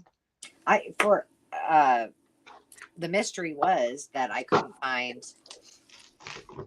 my grandma's pinking shears. And I'm like, come on, there's nobody else here except for me. So they've got to be here, right? And I couldn't find them. Came back more than one time, still couldn't find them. yesterday when I was getting ready for the sale, I needed a cup because I didn't have Mucky Duck. And I grabbed the cup and there were the scissors in there. A mug, you know, pens and everything else. And somehow I put them in there. I was like, well, that was dumb.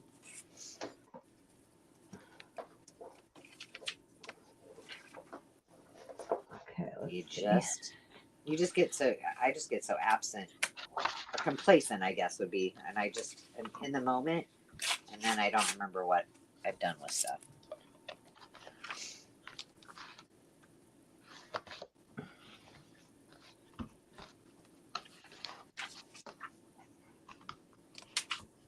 You're being awful quiet over there. I'm going through everything that I've made, like for these journals, and I totally forgot some of this stuff. And now I don't know which ones went with. Okay, that's Little House on the Prairie. That one's Little House on the Prairie. Hi, Debbie. I totally forgot I made like a bunch of pockets and stuff. So I'm sitting here trying to clip everything in, and I'm like, you know what this girl needs to do? I need to go through. I've been saying this for how long? I need to go through all of my pre-made ephemera, and I need to make some bundles and send some in Happy Mail and sell some on the. I'm like, oh my gosh, like that cabinet is bursting. which is awesome if you do that, because there's so many people who you know, who are starting out and they don't have that kind of a stash, and I think they would appreciate it, you know. Yeah, and you know, they can use them and tear them apart if they want and use them as a template if it's something they've not tried. Or I mean, 95% of it is all, well, probably more like 98% of it is all things I've done on videos.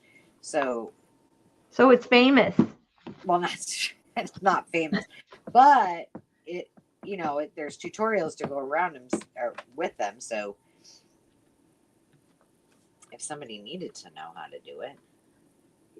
Yeah, it'd be cool if you could like put a list of stuff with that and attach like it. Yes. Like, or enclose it. Like item 1 is actually on video such and such. Right. I could probably do that if I had more time. Or send an email and just stick it all in links or something. I don't know. That would be smart. But you still have my bundle? Debbie asked if you still have her bundle. Hi, Gina. I mailed that, I believe, or maybe it hasn't. Oh shoot, Sandra's live sale's tomorrow? I thought it was today. Oh, today's Wednesday. Is today the 10th? Yeah, I think she might have switched it to Thursdays. I think now that you said that, I think you're right. Yes, you should. The bundle, Debbie, should have either already been sent or it's in the package that if your package has not gone out, it's in that package. But yes, it did go out. I set it aside when you emailed me. Oh my goodness. So I'm sending everybody over to Sandra's and she's not even going to be there. So go tomorrow. Go tomorrow. Hi, Gina. She'll have all these people waiting in her little live link. Have you ever seen that where people like go in on the live and they, because you post early like a thing, you know, and people can just sit in the chat waiting? Yep. Okay, that's done. Let me see. Let's look. I'm going to get the. Oh. I really don't want to have to go outside again today, but I guess, you know, a woman's got to do what a woman's got to do.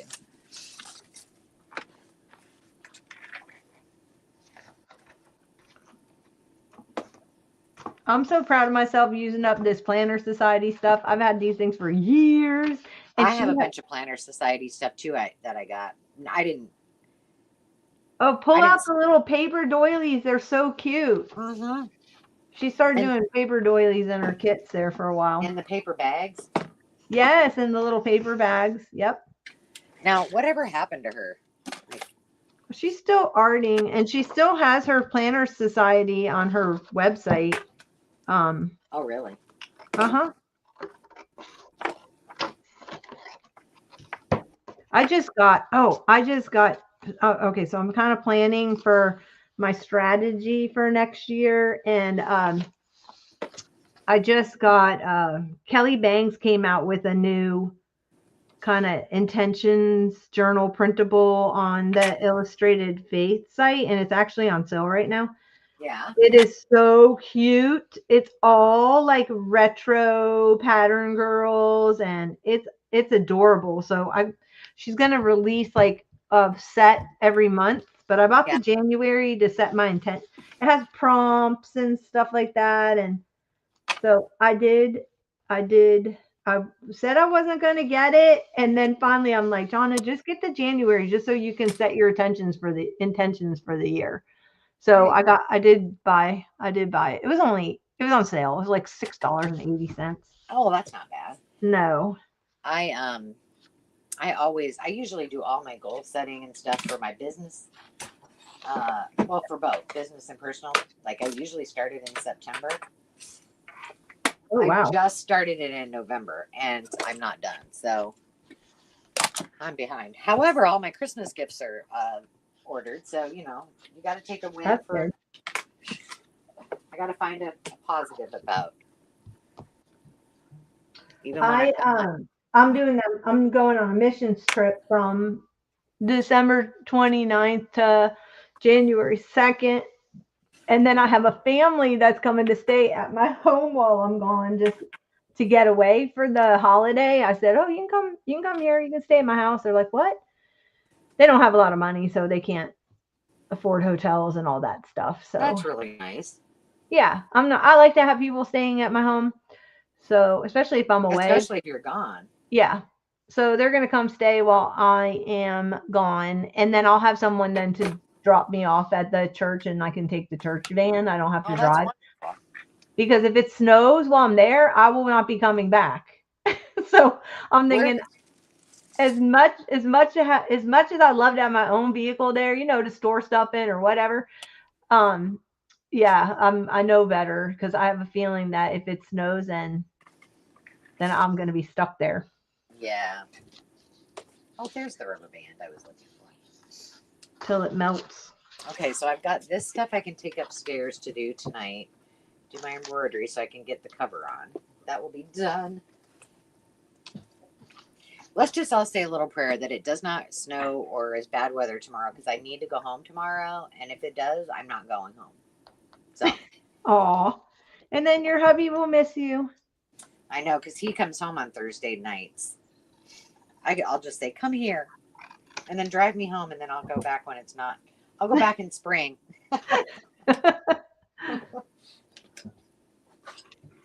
All right, let's see what's. Oops, I need to raise this up. I'm not going to be able to. Well, so Sandra's not on. Is anybody else streaming? Let me look. This afternoon?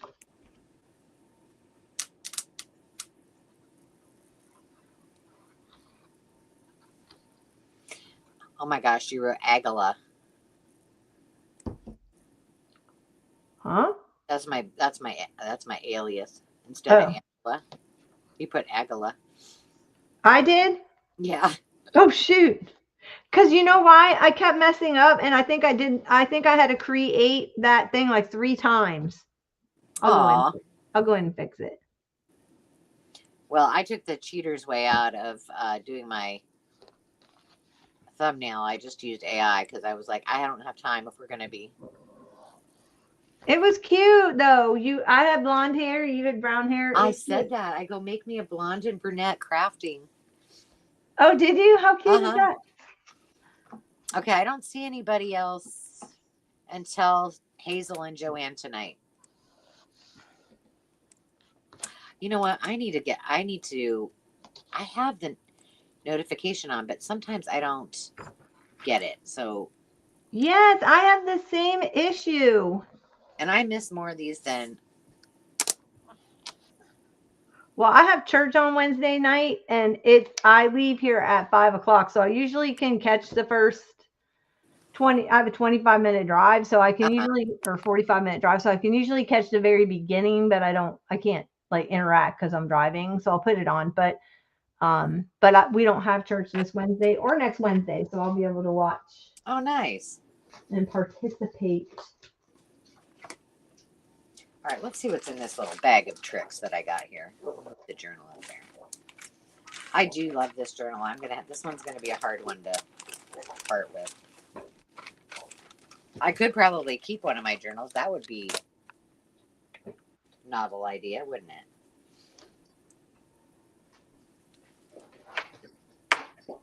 Is this all the stuff that's going in the... Oh, I think this is all of the goodies that are going in. Oh, I got to do this too. So I had this... Here, let me make my...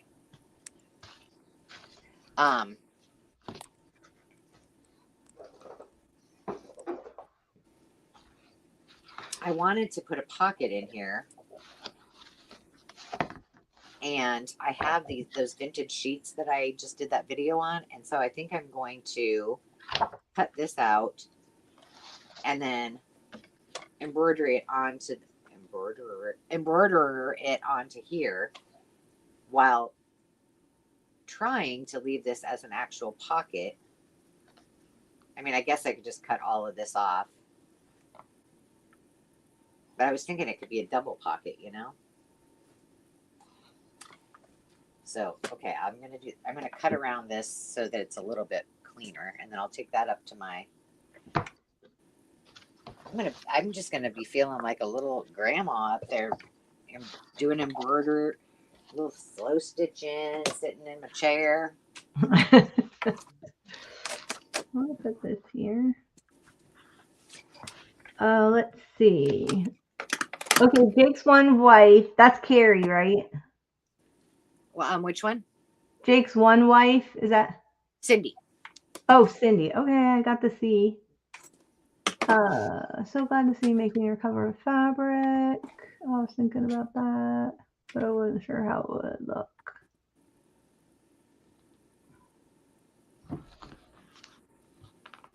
Is your fabric cover with fabric?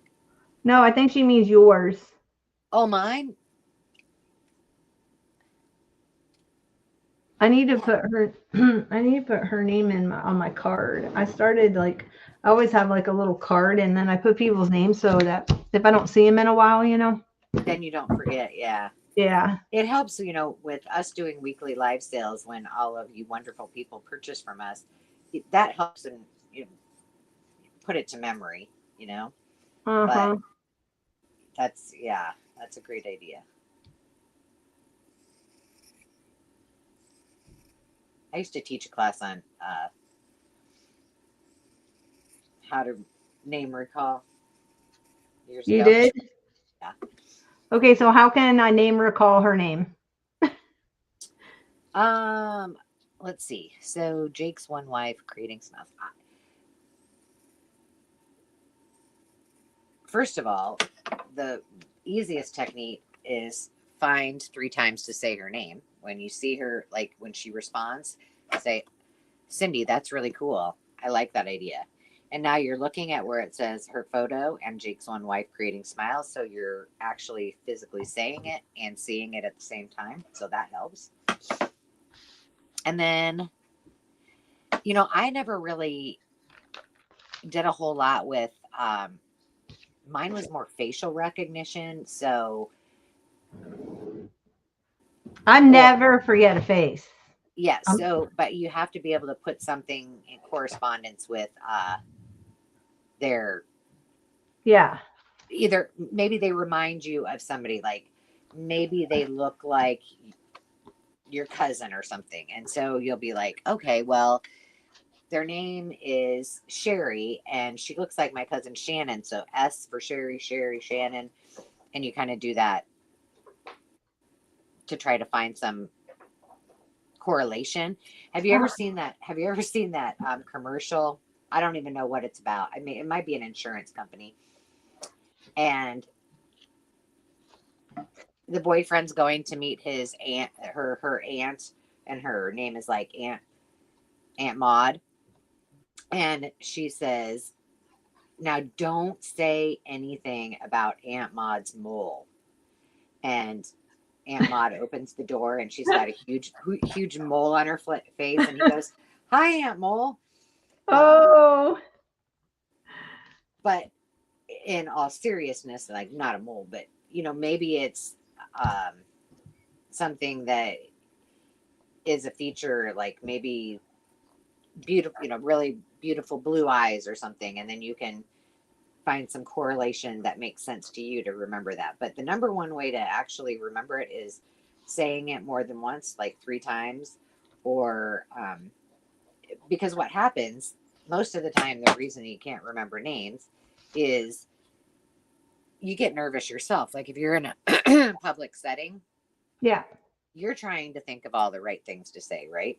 So you're more focused on what you're going to say next than on A, what that other person is saying, and B, in really taking it in. And yeah, I taught it, but I still find myself doing it sometimes. And I'm like, "Ugh, that person no more than 30 seconds ago just told me their name." I know that happens And, to me all the time. And and I that's, know part of it is because I struggle with having ADD.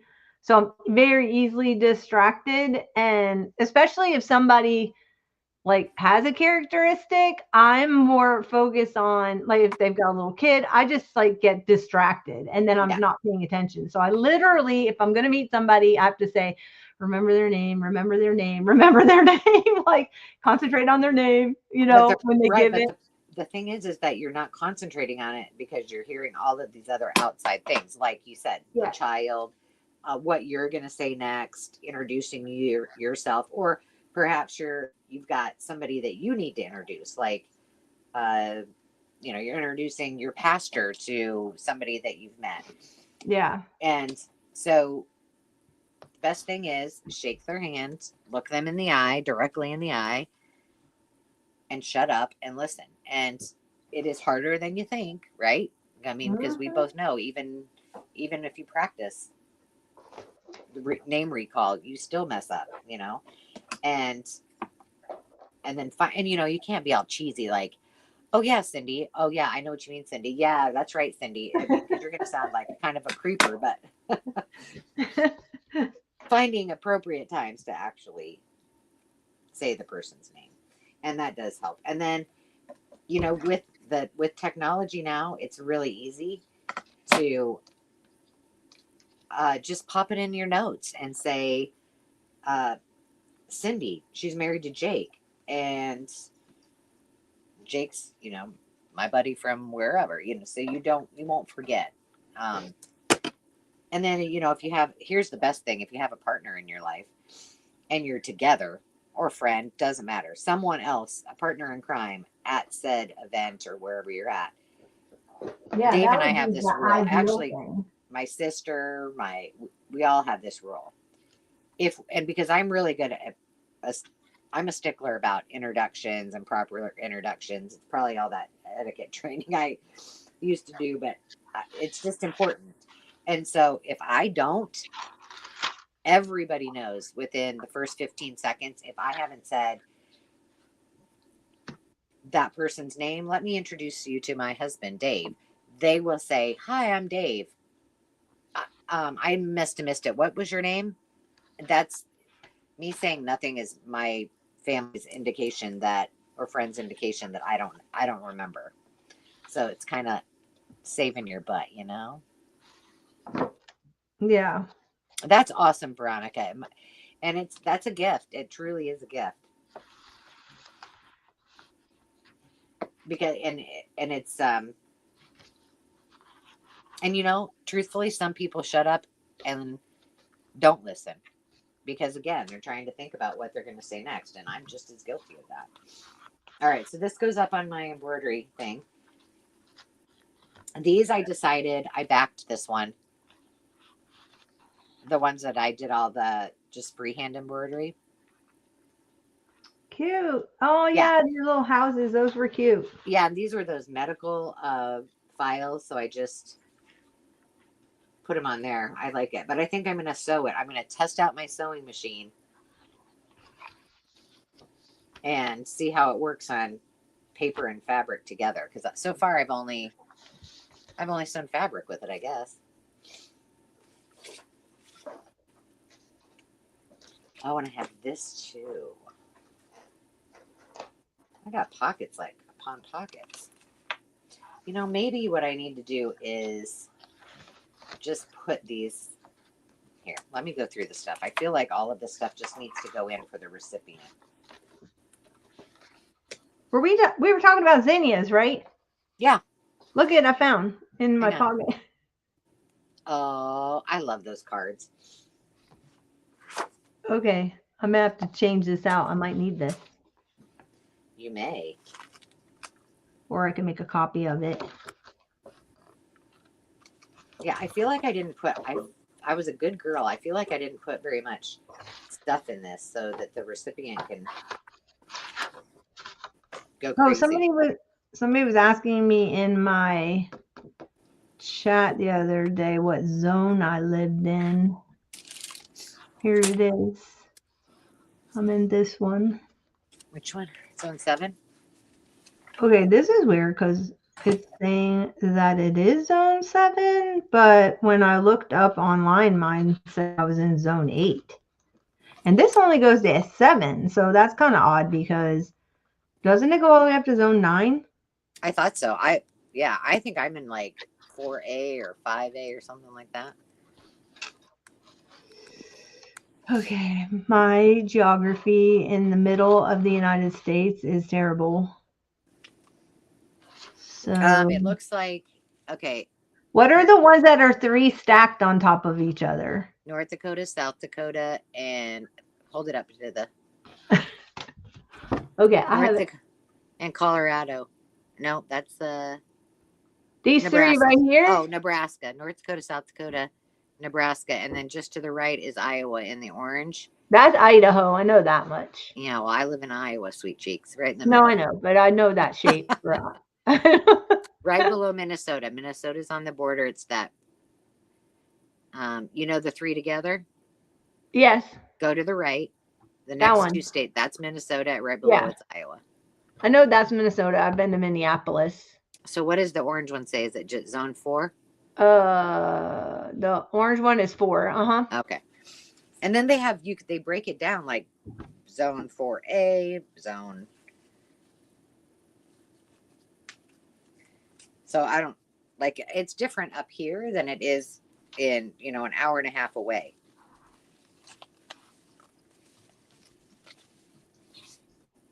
I made all of these. I think I need to sew these now that I have a sewing machine. Remember we made these. These are all things I made from Moe's scraps, but these need to go in here somewhere or gifted. Well, what's all this over here?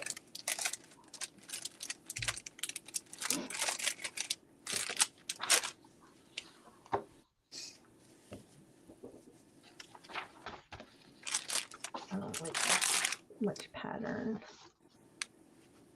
Yeah, my mom is, and Moe, actually, my great grandma would have been my grandfather's side, wonderful at gardening. My mom, wonderful gardeners. Me, not so much. I mean, I'm not bad. I just like my mom is outside every day taking care of her garden. Yeah, I know. I've heard you talk about going and helping. Yeah, it's amazing, Okay, this is one of my eco dyed. This is one of my eco that. So you get the impression way better and this is probably not in contact. This was probably second, like 2 away from the flower. Oh, wow. But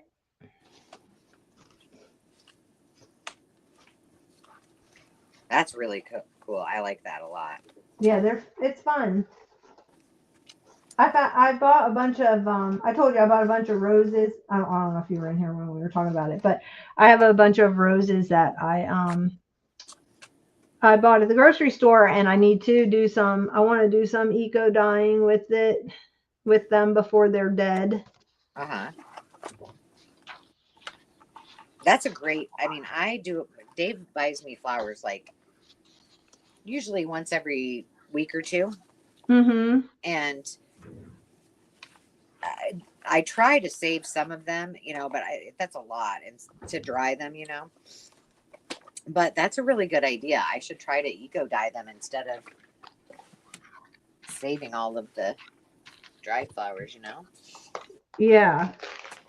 I don't do well with I don't do well with drying them out. For some reason, I think it's because it's high humidity here, so they get moldy. Oh, yeah. I did not do this for you guys, but I probably should. These are, here, I'll show you.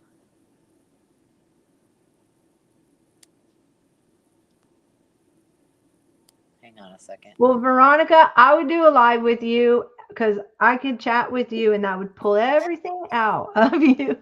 She Yeah, said me too. yeah. Oh, she said, She says she gets intimidated because she doesn't talk much. yeah. Oh, cute. So these were those stamps. I need to do some of these for you and What? Carol. You had Holly Hobby stamps? Where was I? Yeah, remember right here. I showed them to you guys. I probably missed it. You were probably creating something while I was gabbing. I probably was. And I'm really guilty about that. I tend to tune out. Oh my gosh. Yeah. Who made them? They're so cute. They're from 2013. I actually thrifted these. What? Yeah. Or maybe they were in a estate sale, but I've it never says seen them. exclusive to card making for papercraft, Holly Hobby 2013. Those characters from Cleveland Ink. Let me see what else it says on here. That's it. Cleveland Ink. INK or INC. Oh my gosh, they're so cute. No, I've never seen them. Yeah, I can't do it here because I don't have permanent. Yeah. I'll just put a bunch on. I'll put a bunch on some paper and. Yeah, like a piece of cardstock or whatever. Yeah. Fun. But I tried it and I was like, oh, I like that. It turned out cute. Oh my gosh. So Angela said yesterday, first off, Carol Crinkle Path was talking about how they came out with Grinch Happy Meals or adult meals. And then Angela's like, I'm going to go get, because I want Cindy Lou socks. They have these socks. And so she's like, I'm going to go get you some socks, go get you a meal. So she braved it yesterday. I can't believe they were sold out. Oh, I was so upset. And I was already through the drive-thru and had ordered. Well, I hadn't ordered, but I said, I was in the drive-thru. I was committed, And I was like, I looked on the app before I pulled in and I saw that they said they were out. And I'm like, well, that doesn't mean anything, right? Oh, shoot. And the guy said, oh, the kid said, we're out of those. And I was like, come on, really? You got to have one or two in the back. And then when I pulled up, the manager had a question for me. He said, oh, you're in line for the Big Mac. I said, yeah. And I said, and how likely is it that you maybe have one of those pairs of socks back there? And he's like, no chance. And he said, you won't find them anywhere in town or anywhere around here. So, oh, well. Dreams crushed. I'm going to go check. I have to go tomorrow out to town. So I'll check mine to see if they have it. But yeah, I hope so. If not, then it wasn't meant to be. I can live without them. I guess. But I love Cindy Lou Who because she reminds me of my youngest daughter when she was little. That's what you said. I was trying to figure out which pair were Cindy because do you know? It's yellow. Yellow. Okay. Well, that's good to know. Not that I'm ever going to find them because that guy just crushed all the dreams. So what? There was just like a run on. What he said is or did he not order enough? No, I'm assuming that they send them just like, every store gets so many. I don't know. Hmm. But he just said, we, and I don't know who he meant by we, uh, had no idea that these were going to go over as well as they did. Now, So, Carol did say that the dill pickle salt was good, but she said a little goes a lot way. So I love the dill pickle chips. Carolina chips make a dill pickle chip, and they're really good. oh, Joanne got the Grinch socks. Here's the thing. I very rarely eat fast food, and McDonald's is one of my favorites. Taco time, but we don't have taco time in the Midwest anymore. But I don't, and I love dill pickle, but I don't know that I want to be messing with my fries from McDonald's as little as I eat it. Yeah. So that kind of makes me a little nervous. All right, these things are going to go in it. The rest of it is going to. I've always been team McDonald's as far as fries. Oh, my favorite. Mm-hmm. Know that. And then, but I do like Wendy's burgers better. So what I used to do back where I lived, we had a Wendy's right across from McDonald's. So I would go by the McDonald's French fries and then drive across the street and get the Wendy's little bacon cheeseburger, the junior Oh, yeah. bacon cheeseburger. And then go to McDonald's and get the fries. Yep. That's awesome. Because I don't do the drink. I don't like Hi, soda. Missy. We are just working on random projects, and I had a few things before I wrap up this Holly Hobby journal that need to go in here, so I was just doing that real quick. And you're about done with yours too, and Johnna's working on her Holly Hobby journal as well. I am.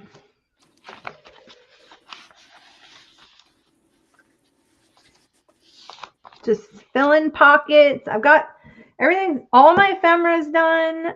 All my journals are made. My thing is this part to me takes the most time. Is it just me or like What, putting things in? yeah? And you're setting Yeah. up your pages right. I feel like this takes the most time for me. Yeah, I think it's the design perspective. You know, you want it to be all pretty, and Yeah. at least for me it is. Okay, this needs to be, I don't know, do I have That's not working there. That's too big of a pocket. Yeah, so I'm excited to get, I think I'm just going to mass make well, I want to use some spools. I did a video a long time ago on using thimbles and spools to make journal dangles.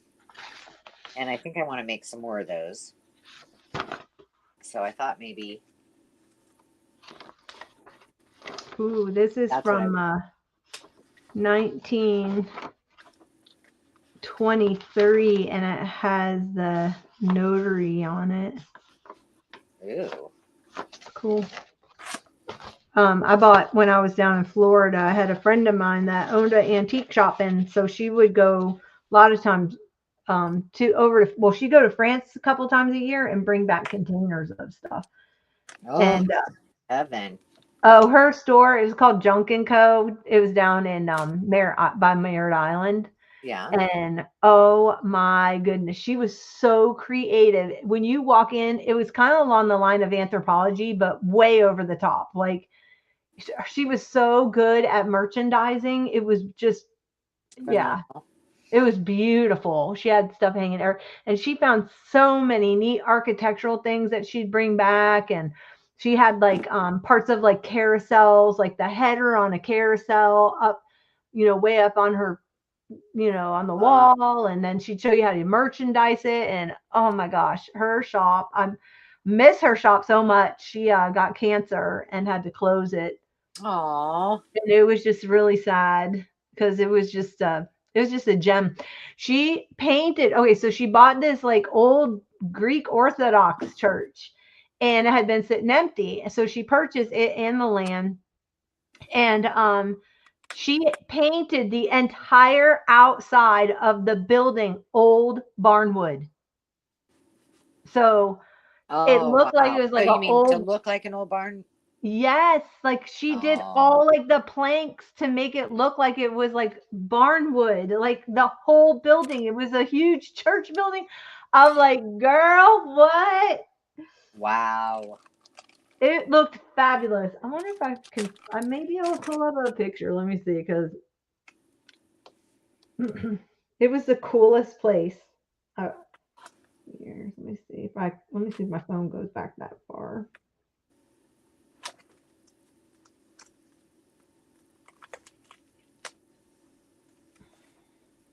Or if I even saved the photos. See, I always feel like I need to put something in all the pockets, but I need to get over that.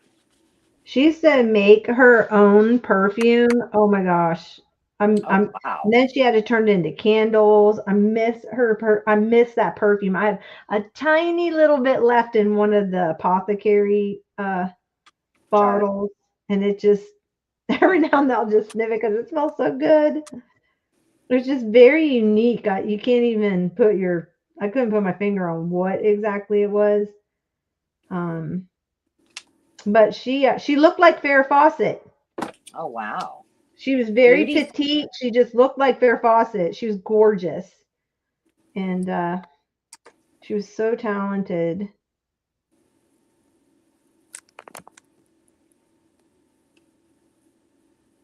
Let me see. It was right before I left for Australia, I think was the last time I was at her shop.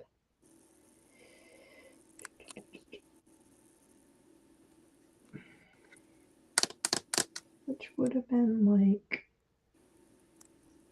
Are you trying to remember?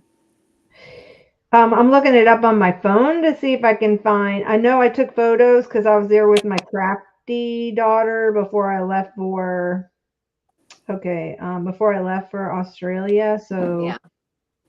So I was going to ask you yesterday when you were live working in your personal memory keeping journal.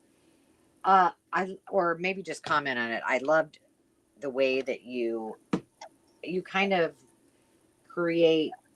I don't know if you do this intentionally, and that's my question. Do you do this intentionally or not? But you kind of documented via pictures.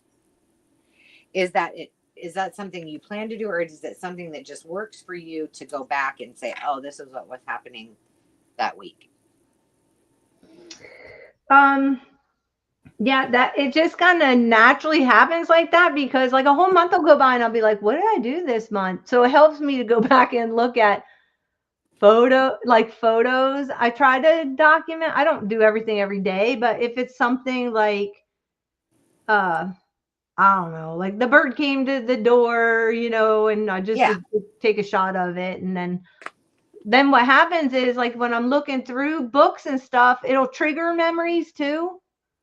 Okay. So then I'll cut out the memory and then I'll go back and try to find a photo that might fit that memory, like Uh either if huh. it's an old one from my childhood and if I can't find a photo, then I'll just like journal on on that and use an image to represent my photo. Uh huh.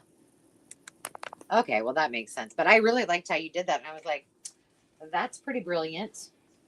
So then what I do is I just go through, I create a document in Pages, and then I will in Pages you can choose like a square, and then you can Yeah. choose to fill it Yeah. with whatever you want. So I create like a whole page I usually use like 3x4 photos. A lot of times I'll either flip them in because I'll do that way I can use them in pocket scrapping if I want to do that way, and I can put them in like an Yeah. A5. But so I create most of my photos so I create a page of like 3x4s that go this way and this way, and then Gotcha. all I have to do is pull my photo into that rectangle, Nice. and then I'll just print out the whole page, and I have all my photos together, and then Yeah. there'll be space left over, so then I'll just type in like some journaling down there That's in the blank spaces, yeah.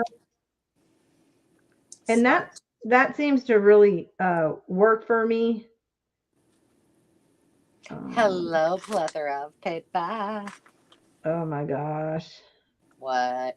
I just came across a photo on here. The guy that I used to, okay, so one of the guys I used to sing with we we sang in Vegas and stuff. We opened for a lot of, shoot, how do I get out of this photo to keep it like highlighted it or something? But, anyway, we would open up for bands and stuff.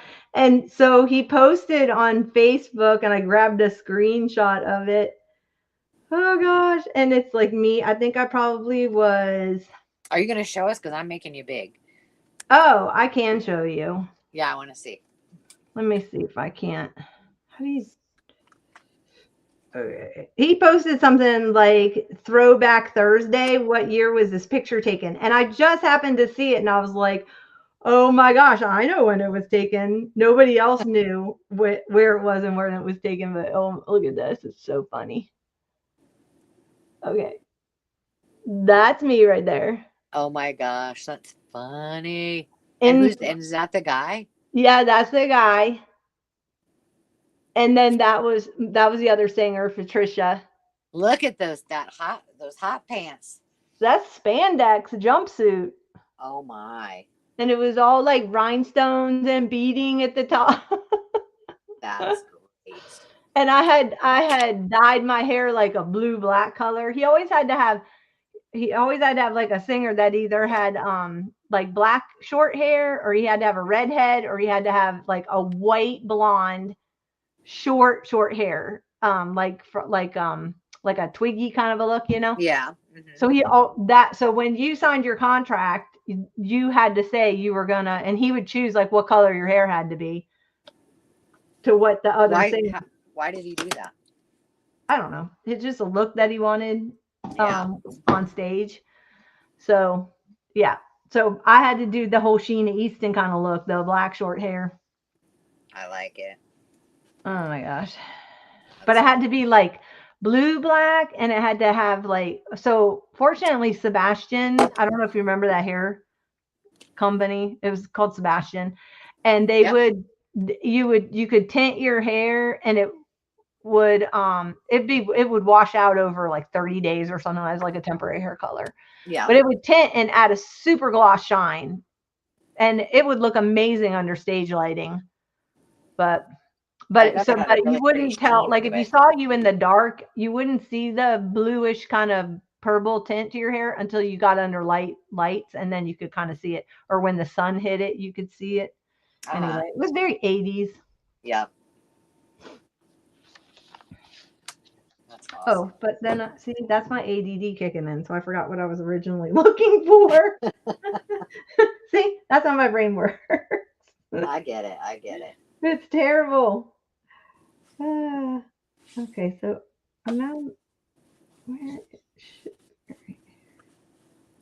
Because I don't think she's even has a website anymore. I don't think. Aw. I don't know if it's still just, maybe it could be up there, like on. Sometimes that Google Maps or Google will hold a place, you know. All right. When we went in July. I think that's going to go through that flat paper. Oh, okay. I found one photo, but not. Okay, so I'll find more. But this is like, this was just out in her, like the front of her shop. Oh shoot, what just happened here? There you go. Wait, I don't know what's happening. Why I just got this phone and I don't understand what just happened now. When you want to zoom in, all of a sudden it like highlights crap that you can crop. I have no idea. But like that was just out in the front of her store. Like she would just have that, like she'd do such cute like display, like look at that for fall with the pumpkins and the husks, and then she had all these like orange school chairs, and you could buy that. You could buy that if you wanted. Very fun. But let me see if I can find the building.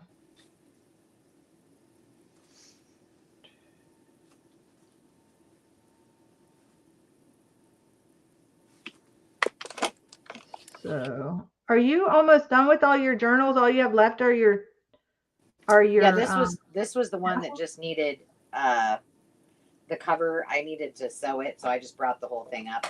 And now I'm just doing things I don't really need to do. I'm just here it is. I found it. oh yay.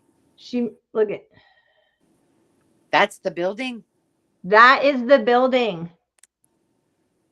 Can you Oh see? my, yeah, it's gorgeous. It was a church. She put all that railing in, and then but look at she painted that whole thing to make it look like beechwood. Lord have mercy. I know, right? That's So great. crazy. So crazy. And she just like look at the little display Yeah, that's just sweet. in the front, All the like little vignettes that she's got, all like the little outside. Yeah. wagon and the Yeah, like her vignettes. Let me see. I have oh wait, I don't want to crop it. I've got more photos inside too of this stuff. Like look at this. So cute. oh yeah, adorable. Like just this stuff layered on the walls, and Uh-huh. it was just such a cool, this is a really cool. Let me see if I have any of like the altar area. Oh, this is how, look at this. This was out too. Oh She had my like a, gosh. That's adorable. isn't that cute with the stop sign, the stoplight Uh-huh. hanging and the, And where did she get that little truck? That little, it looks I like an ice have, cream truck. I have no idea. Isn't that cute? Yes. And then it's got big words on there say junk, like those big letters. Yeah. And It where was was this at? in just south of Merritt Island. Okay. So cute. Yeah, like okay, so Oh, sorry. everything had display, like Oh, see that I everything, love that. right? Especially just eye candy. Yeah, exactly. It was so hard to shop in there because everywhere you look, there's just like, it's all like layered and fun. And It's like you I have don't to know. make several rounds through the Yeah, store. exactly. Like this was her little patriotic thing for 4th of July. Like, oh Oh, my gosh, wait, I love 4th of July. let me see. Aw. I'm having a hard time focusing on there. Wait, hold on one second. Wait, is focus on my phone? I don't know what. There. Like she had a little boy's Cute. baseball outfit and like a bucket of balls, like a Like apple, baseballs. Like yeah, apple pie baseball. bowling shoes, and I mean it's just amazing. It's super cute. It's so true. Keep putting this thing back. Lead singers can be control freaks. Oh gosh, especially when they're egomaniacs. For sure. Yeah, I miss this. Miss her shop. I bet. And she had all like little rooms, so they were like vestibules, and then each little room kind of had a theme. She had like a kitchen theme one, and Oh, Missy, my phone keeps ringing. Tell those people to quit bothering you. I'm so glad that I took photos that day because. But now Yeah. that I'm looking at it, I'm like, why didn't I buy that? Why didn't I buy that? And her prices were so good, and she was so giving, like Uh-huh.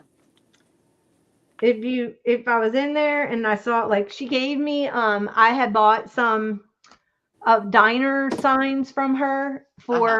for my coffee bar, and uh so anyway I was like, okay, I don't even know how I'm going to display these, and she's like, oh, hang on. And then she ran to the back and she had these like vintage sign holders from like a department store or whatever. And Uh-huh. so she brought one out. She's like, here, just take this. And I'm like, well, I'll pay you for it. She's like, no, just take it. It's going to go perfect. And Aw. so, yeah, very, very giving person. I think this is my most fun thing to do is adding all the goodies to the bag,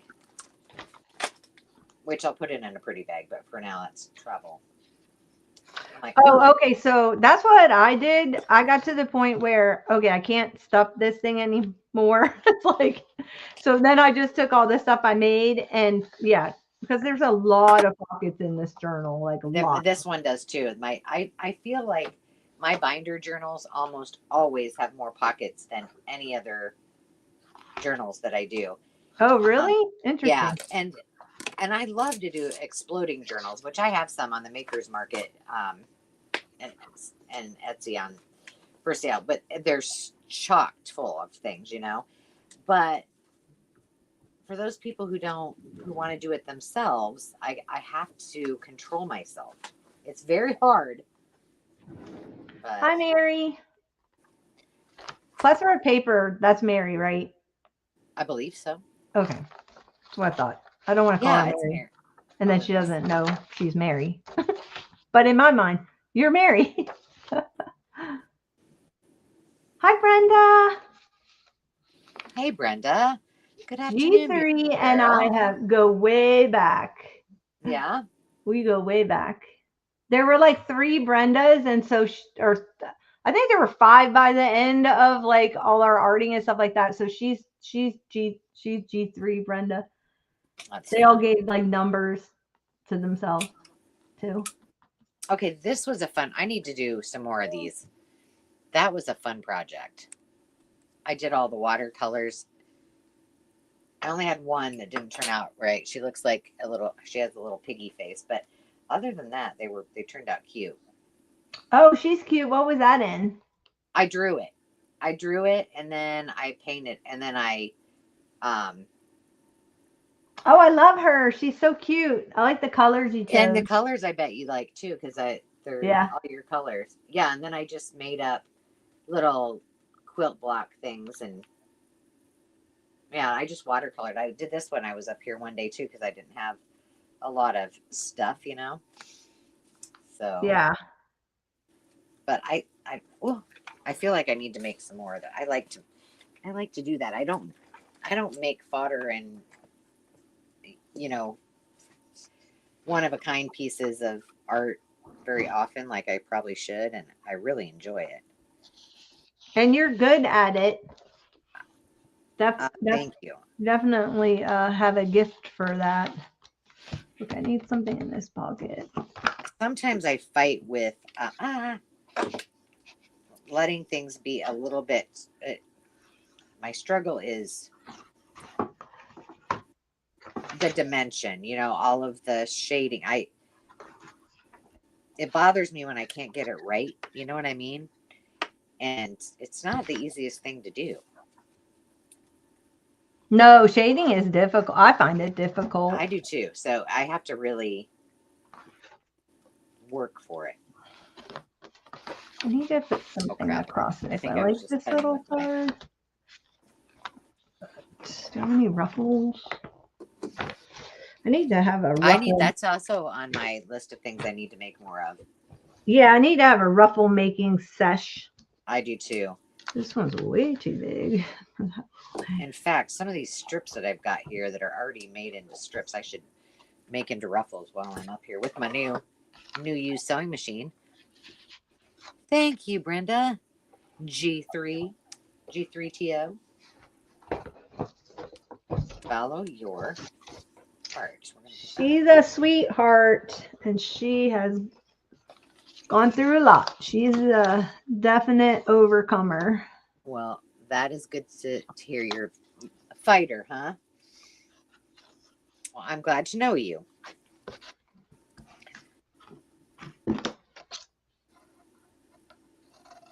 You know what song I have in my head? Always a song. I do too. But you can sing. I can't. Hannah Montana. Oh, you know, I bet I know why. Because I have some Hannah Montana stamps, you know, like What? yeah. And I was going to sell them because I although didn't my even know there were Hannah Montana stamps. yes, yeah, the whole thing. But the song I have in my head is hip hop across the floor, shuffle and diagonal, When the drum hits, hands on your hips. You know that? No, I do not know that. Well, I think maybe my younger daughter watched a little bit of Hannah Montana, but not really. Yeah. We weren't really too much big TV watchers. They were all involved in a lot of sports and stuff like that. So Yeah. My kids didn't either, but they were little when Hannah Montana was on. mm-hmm. And Demi liked Hannah Montana. Miley Cyrus. How old are your kids? Mine were born in 88 and 92. Oh yeah, so they're quite a bit older than my kids. Yeah. You started young. I Unfortunately did. I started young. I started late. I was 30, well, almost 33 when Landon was born. Which I know that's really nowadays not that not that late, but you know, compared to most of my friends, like many of them were, because you and I are close to the same age. No, I'm way older than you are. Are you? I'm 61. Oh yeah, I forgot. Yeah, you're in your 50s still. Yeah. You're just a baby. Just a baby. 29, right? That's what I said. Yeah, I act like I'm 12, but you know. Right, exactly. I'm hanging on for you to my youth. Is your sister older or younger than you? Yeah, she's 7 years older than I am. And then your sister that passed, was she also older than you? Yes, she was 8.5 years older than I was. Okay. And then I've got a brother in between the sister that was here. And he's 5 years older than I am. Okay, we're all from the same parents, but my mother they call themselves the original three, so she had them all boom, boom, boom, on like a year and a half apart. Oh, and wow. Then about 5 years went by and she had me because my brother wanted to have a little brother. Oh, and he got you. And they got me. And then my mother ended up having another one because my brother, he says he was praying for a little brother. And then my mother had a surprise and got pregnant. And then she had my little brother. So. Oh my. So she finally got you. He finally got the brother he is always. Yep, he finally got a brother. Yeah. Oh, but they're 10 years apart, but they're still close. We're all really close. We're a very close knit family. We always have been. Like we can pick up, if we don't see each other, we can pick up right where we left off the next time we talk. Yeah, that's awesome. Yeah, and you know, my family's all close. I was the one that lived out of state and lived all over the world, but you know, now as we've all settled down with family, we're all in the same state. So oh, that's nice. So yeah, it's pretty cool. And the cousin, or you know, my nieces and nephews and my kids are all close, so it's really cool. Oh, hey Missy. Missy wanted to know what an exploding journal is. Oh, well, it's just I didn't see that. I'm sorry. It's basically my definition of a journal that is just stuffed so full that it's just exploding. And so over embellished, overstuffed with pockets and things like that. That's kind of what I meant by it. And I love to do them, but I don't do them very often anymore because to be very honest, they don't sell as well as the ones that aren't as embellished. Huh. That's interesting. Yeah. Uh-huh. Okay, so look at how cute this is. Is this not the cutest little trinket you've ever seen?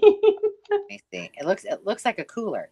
It is. It's that tiny little lunchbox cooler. Is this not cute? I give my Brad's in fluffy. I like that. It even has like a little button and you push it down and it opens up. Oh my gosh, that's awesome. I had to get it. What do they call that? That was like the little mate or something like that. It was called the little. Yeah, the igloo little mate. I think you're right. Yeah.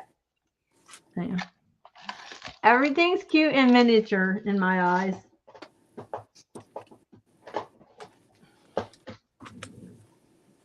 I will tell you, I look at things a little differently ever since knowing you and your Trinket Tuesdays. Oh my gosh. Oh, you know how Carol was selling those little plastic keys? Yeah. Yeah, I just came upon a couple. I never looked at those before, and I thought, oh my gosh, those are so cute. Yeah, they would make a Yeah. great little charm, Yep. They do really do. like on a house journal or Yep. I'm going to use them for my Sesame Street journals. first driving, like your first car journal for somebody. Yeah. Okay, I think I like this square one.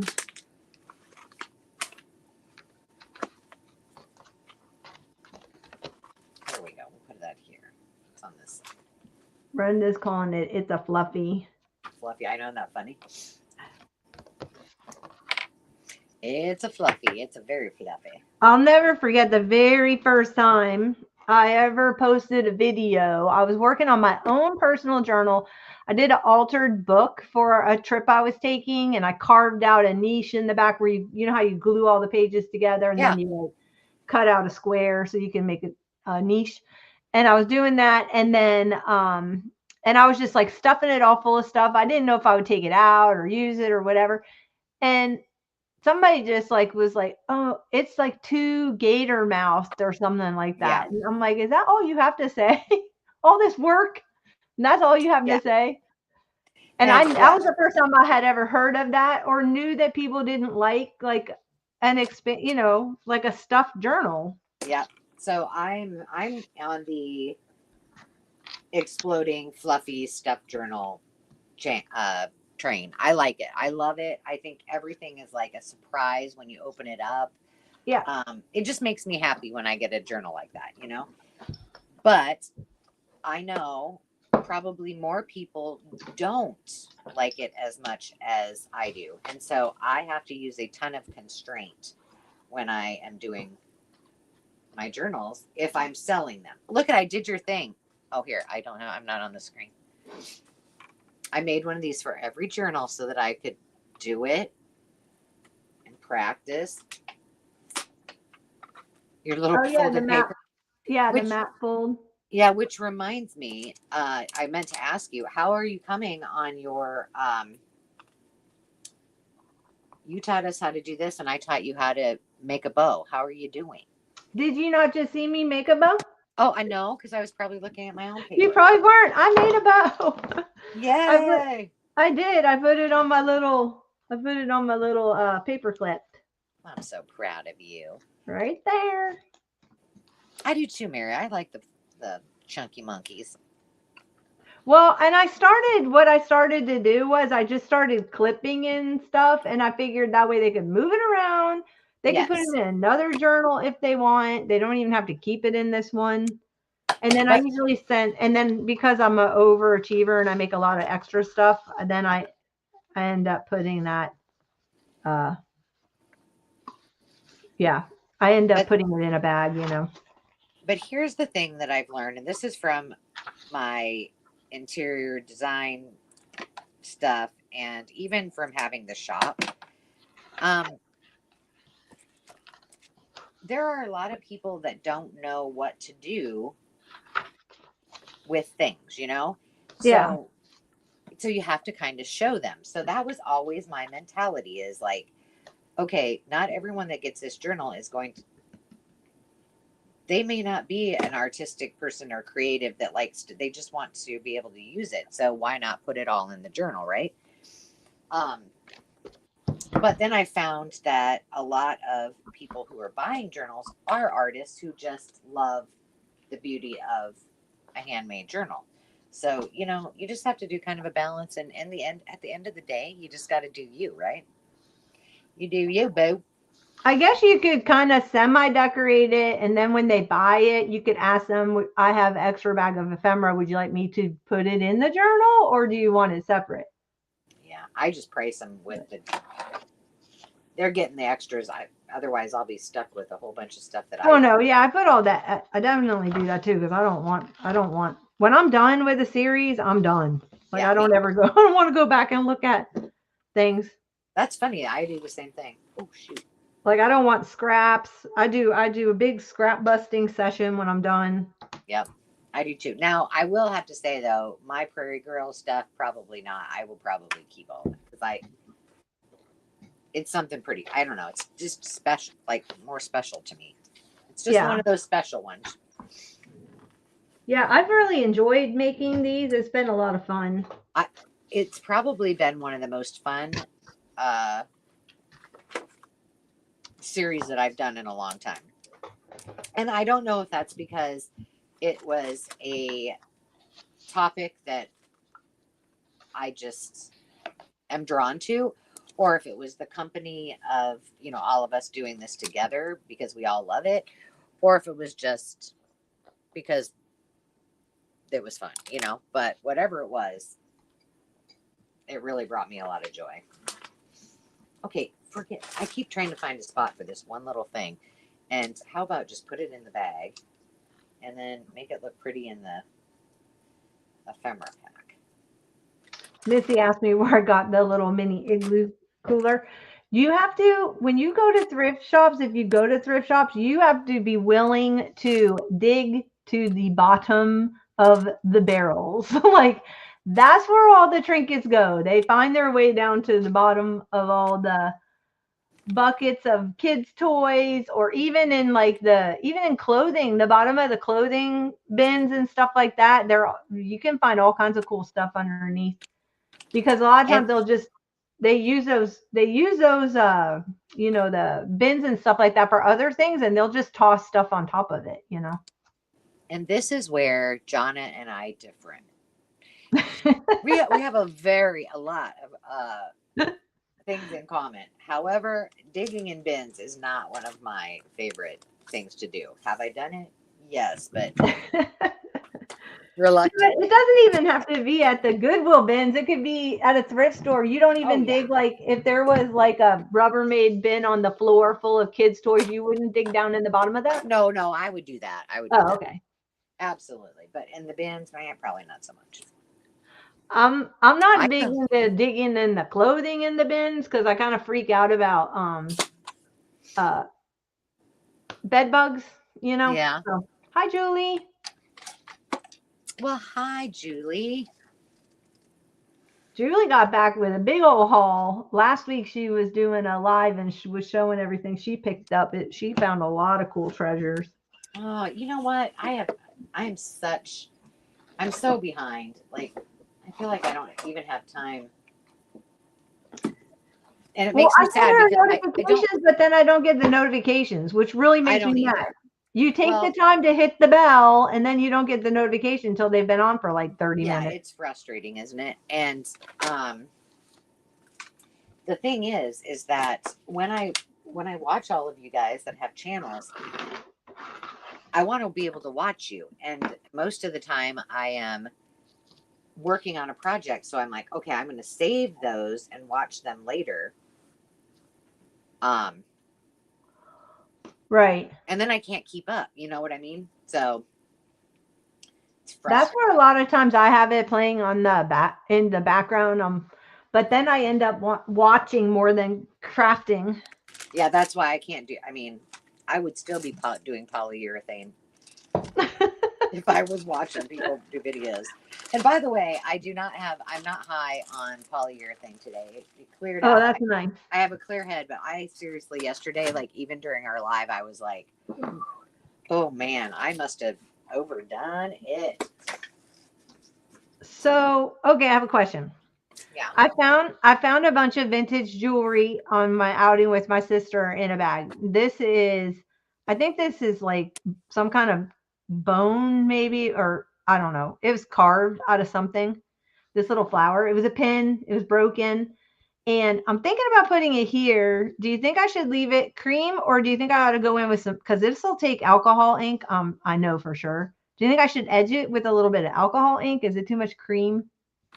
I like it. I like the neutral with. Okay. Personally, I think it looks beautiful just like it is. But I certainly don't think it would hurt. What do you guys all think? I mean, it wouldn't take away from it if that's what you would rather do. Well, I'm just wondering, does it get lost on I took the center of this burlap flower. It had like this cheap black it was a sunflower, I guess. They were going for a look. And Yeah. I popped that off. And then I thought, okay, I need to put something here. I started out with a button at first, and I'm like, nah, I didn't really like the button that I had chose. And then when I found this, I thought, oh my gosh, that's so cute. But I felt like, is it too much of one color? I like it. I think once you put that on there, it kind of pulls it. It actually draws your eye towards the Holly Hobby. Okay. Then I will leave it Like I as looked is. away and then looked right back, and that's where my eye was drawn. Okay, second question. What do you think I should do? Should I use glossy accents or 3-in-1 or matte medium? Like I've got thick matte medium. It's that To glue it down? yeah, on a cover. Oh, Because I do have I do when I took Finnabare's classes, and she does all those like chunky metal things, and we were gluing it on, and she had us using the gel matte medium. But I don't know if gel matte medium's gonna hang on to the fabric well enough. I would just use your tried and true, your Fabri-Tac. Just do the 3-in-1 or the Fabri-Tac. Yeah. I'll try it. Here I go. It's going down. It's going down. She's yelling tonight. And now that I'm doing this, I'm wondering, should I put something behind it? Like some little string or something? I got lace layers. Have you already put glue on it?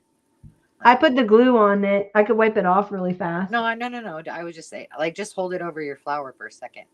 Let everybody look at it and see what they think. All right. Okay, this is what I have so far. I've got. So I already have like lace layered in behind it. Like kind of, I've tucked them in kind of like leaves, like this lace trim. Yeah. And then, so I'm wondering if I should put like some like, I don't know, some like, you know how you wind string around? Yeah, I was just going to say, do you have some thread, yeah. Yeah, I would stick some of that. If you have some cream and maybe even something that's blue, that would be cute. Let me see. They take the village. What am I looking for? Oh, the ink again. What'd Julie say? I got so behind with recording video, so I just did one big haul. Yeah. I just recorded like about 20 videos, and so I just want you all to know that I'm on a spending moratorium till May. And that every video you see of any hauls is all from my sister, and some before that. Oh my gosh. When I saw the belt buckle, the sheriff's belt buckle, I about fell off my chair. Is that not cute? Like, I have been looking, I actually want a like over the top belt buckle to actually wear. And I've been looking and looking. When I saw that, I was like, and she just got a sheriff's belt buckle. Oh my gosh. I thought it was fake, and when I picked up, I'm like, this is real. It's brass. It's heavy. The problem, though, with me is that I got to then I got to get a belt. I wonder if my mom still has hers. Because, I have mine that has my name in it. Okay. It says Angela. It says, did it say Angela or did it say? Not Angela? And not Angela. But of course, that thing would probably fit around my thigh. So I wonder if my mom still has hers. She'd let me have it. That'd be kind of fun. Well, I figured I'd just find one, because you have to have one that has the snaps on it that you can. Yeah. And like an interchangeable. Yeah. So or you can just do a snap yourself. I've got leather making tools that you can add those. You can bend that over and do your own. True. Okay, so now I got to go colors. Do you think I should go more of this like green color that's in her dress maybe, and it's in these things, or should I go with like, I got to go pull some more colors here. Rust. I was thinking rust because of that rusted color. That doesn't look horrible. Maybe like if you. I think I need to do this green color. I think you definitely need the green color. And I don't have the right green And on maybe here. maybe just a little bit of cream. Okay.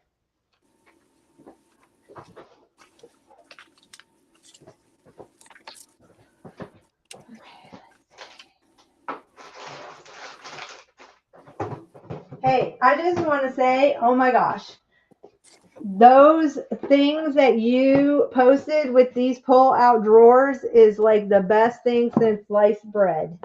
Oh, well, thank you. They really are one. I mean, they have worked miracles. Now, are they the highest level of quality?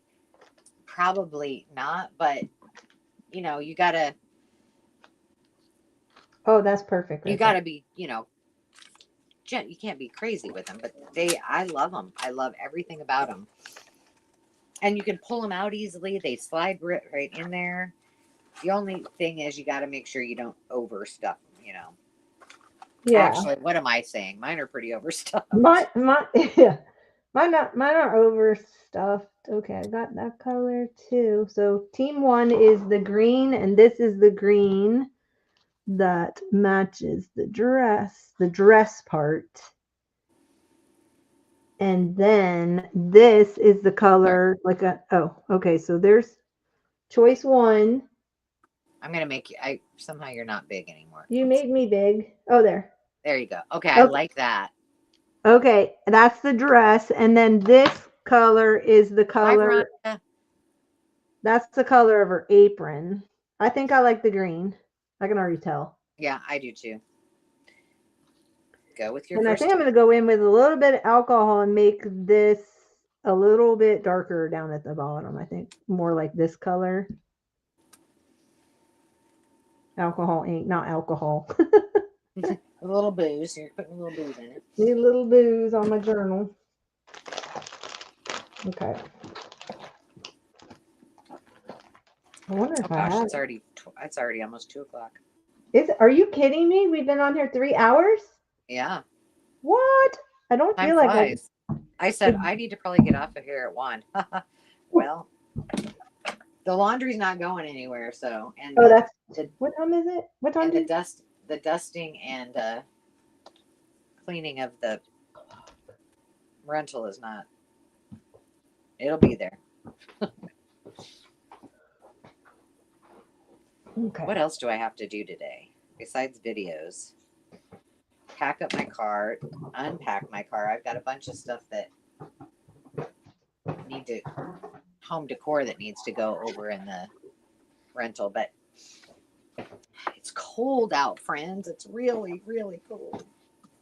Oh, you know what I bought? I bought these they are rechargeable hand warmers. Ooh. Do you have a set of those? No. Where'd you find them? Yes, they're these little hold on, I'll show you. I'll show them to you. Those would be great to have in the car and for Midwest winters. That's where I'm going to keep mine. Yep. Hold on, I'm going to go get them. All right, that would be a great Christmas gift too, wouldn't it? Gotta go feed my chickens. Okay, tell the chickens hi, Missy. If this was just a little bit littler.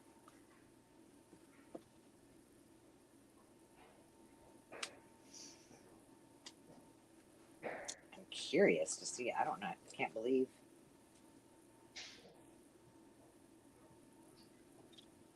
So they just charge off USB, so you can charge them right in your car. That's what I was thinking. If they charge in your. Yeah, and they charge at the same time because they have a split cable. And then see, they just go in your hand. Oh wow! How long does it say? How long they last? It says on the box 4 hours if you're like 4 to 8 hours depending. So if they're like in your pocket, they stay warmer longer. Kind of like a heated mug, you know. If you put the lid on, it stays warmer longer. Well, those are pretty darn cool. And then it has you can change the temperature like. And how much are those for a set? Okay, so this is really funny. My sister and I got up and went to, remember I told you about that place is like kind of this bins place. Yeah. It's like the Goodwill bins. They have the shelving like that, and then they've got the bins like that. But everything that goes in there is like new products, or it could be returned Amazon stuff, but not necessarily. But they Oh do yeah. get a lot of overstock. So we got up early and stood outside. It was so cold. We went early because we wanted to be first in on their dollar day. So that I got these for $1. Oh my gosh. Yeah. But I'm sure I could find them on Amazon or Oh something. yeah, you can find them on Amazon for sure. It's probably where they came from. But but anyway, so I got them for $1. I don't know how much and it's just called hand warmer. So it's like rechargeable hand warmers. They were in a box. I got the box and everything. So cute. But that's a great idea. I'm gonna have to look into those. Mm-hmm. If they're not too expensive, they'd be a great stocking stuffer. Yep. And then what else did I get that was really cool? Oh, I got a misting fan. Like, but that was on the $10 day where everything's $10 in there, but it's a huge misting fan. And I was like, what? It's only $10. I had been wanting one to put out on my deck, in the summer. Because it's hot here in the summer, and I thought, oh, it'd be so nice, like while you're grilling, while you're standing there by the grill, you can just put the misting fan on. And anyway, yeah. So that was kind of cool. I did get this for $1. I got my little thermal printer. That was $1. This thing. Oh yeah. I got that there for $1. What happened to me? I went away. It looks. I don't know where you went. That was the box it came in. Portable mini printer. It's a little thermal printer, and it had like all of this. It had sticker paper, and it has the plain paper. I just bought one of those I've actually bought 2 of them. So one might go in my stocking from Santa, and one for Demi, because you can print out these little things like for study notes and stuff for nursing. Yeah. So I thought that would be great for her. Yep. So I got those for her stocking. Okay, let's see. Julie says she got a set of hand warmers for her dad last Christmas, and I think well priced on Amazon. Yeah, they're probably like $10, under $10. Oh yeah, that's a great stocking stuffer idea. Well, girly girl, I'm gonna have to go be responsible and do some actual work. But I'm so glad that you agreed to come hang out with me. And anytime. Yes, I will remember this for next time. If anybody. Yeah, it's fun. Yeah, and the cool thing is if it's impromptu and anybody's watching and they want to join us, all we do is send you a link and hop on. More than merrier. That's true. That'd be fun. I've been talking. I want to do one with Julie. We need to get her on too. She's a lot of fun. Yes, for sure. And Missy, she's fun too. Did you email me, Missy? So, and I honestly don't know because I haven't been able to watch all the videos. But are you still doing, Julie, your Fridays? Is she? Do you know if she's doing her Friday craft with me? Her live she was doing. I haven't seen her do them lately. I've just been watching her on Thursday. I haven't been a very good friend, Julie. Julie, yes, it is. I am blessed to have the bins, but it's also a curse. So yeah, isn't it? There's that.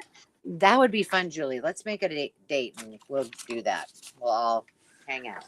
Yeah, that'll be fun. It would be fun. All right. Well, I am going to say goodbye to everybody, and thanks again for hanging out with me. And hopefully tomorrow will be the estate sale haul, so I will do that. Fun. To check that off my list of things I have to do today, but not until I clean the house. Oh, Meredith, the Pop Vintage Home, she went to an estate sale that was all retro. She said she went ahead and bit the bullet and drove an hour, and I'm thinking, yes. Did you watch that one? I did. Did you see that bedroom furniture at the end? Oh my gosh. There were so many. And then I was thinking she was kind of digging through like the sewing stuff, and I'm like, why did you leave that? You should have taken that. That's why I I'm like, love go watching. back. That's why I love to do to watch videos when somebody goes through, to a thrift store or to an estate sale. And it's hard when you're at an estate sale to, do the video, but I love it because I do the same thing. I'm like, oh, did you see what you missed? That Yeah. was fabulous. Or, that wasn't of any interest to them, but I would have been dying over it, Yeah. Yeah, she left a stack of those sewing, the sewing, what do you call them? They're like sample cards with the needle cards. Oh yeah, like Sewing Susan cards. Yes. Mm-hmm. And I was like, go back. Yeah, I just got some of those. In fact, I didn't sell it. The sewing bundle from last night, the big tin. Oh, that was a nice bundle of stuff. It is a really cool bundle. I'll save it and sell it, and I probably will just do my bundles when I come up here. I don't think, truthfully, I don't think that the way that I did that, it saved any time. So, I mean, and it's not really that much different. So, but I wanted to try it. It was fun. Yeah, it's fun. Yeah. I like to shake it up. Yeah, that was fun. It was fun last night. Mm-hmm. It was. All right, girly. Well, have a great day, everybody. Thanks for hanging out with us. And hello and welcome to all of our new friends and those who have been around for a while. It's really great to see new faces and some not old, but old friends as well. You know what I mean, Jelly Bean? Yep. All right. Have a great day. I hope you can finish your journal. Thank you. I'm going to try. All right. So somebody else come on. There you go. I can get my work done. Yeah. All right. Bye. Bye. Thanks, Angela.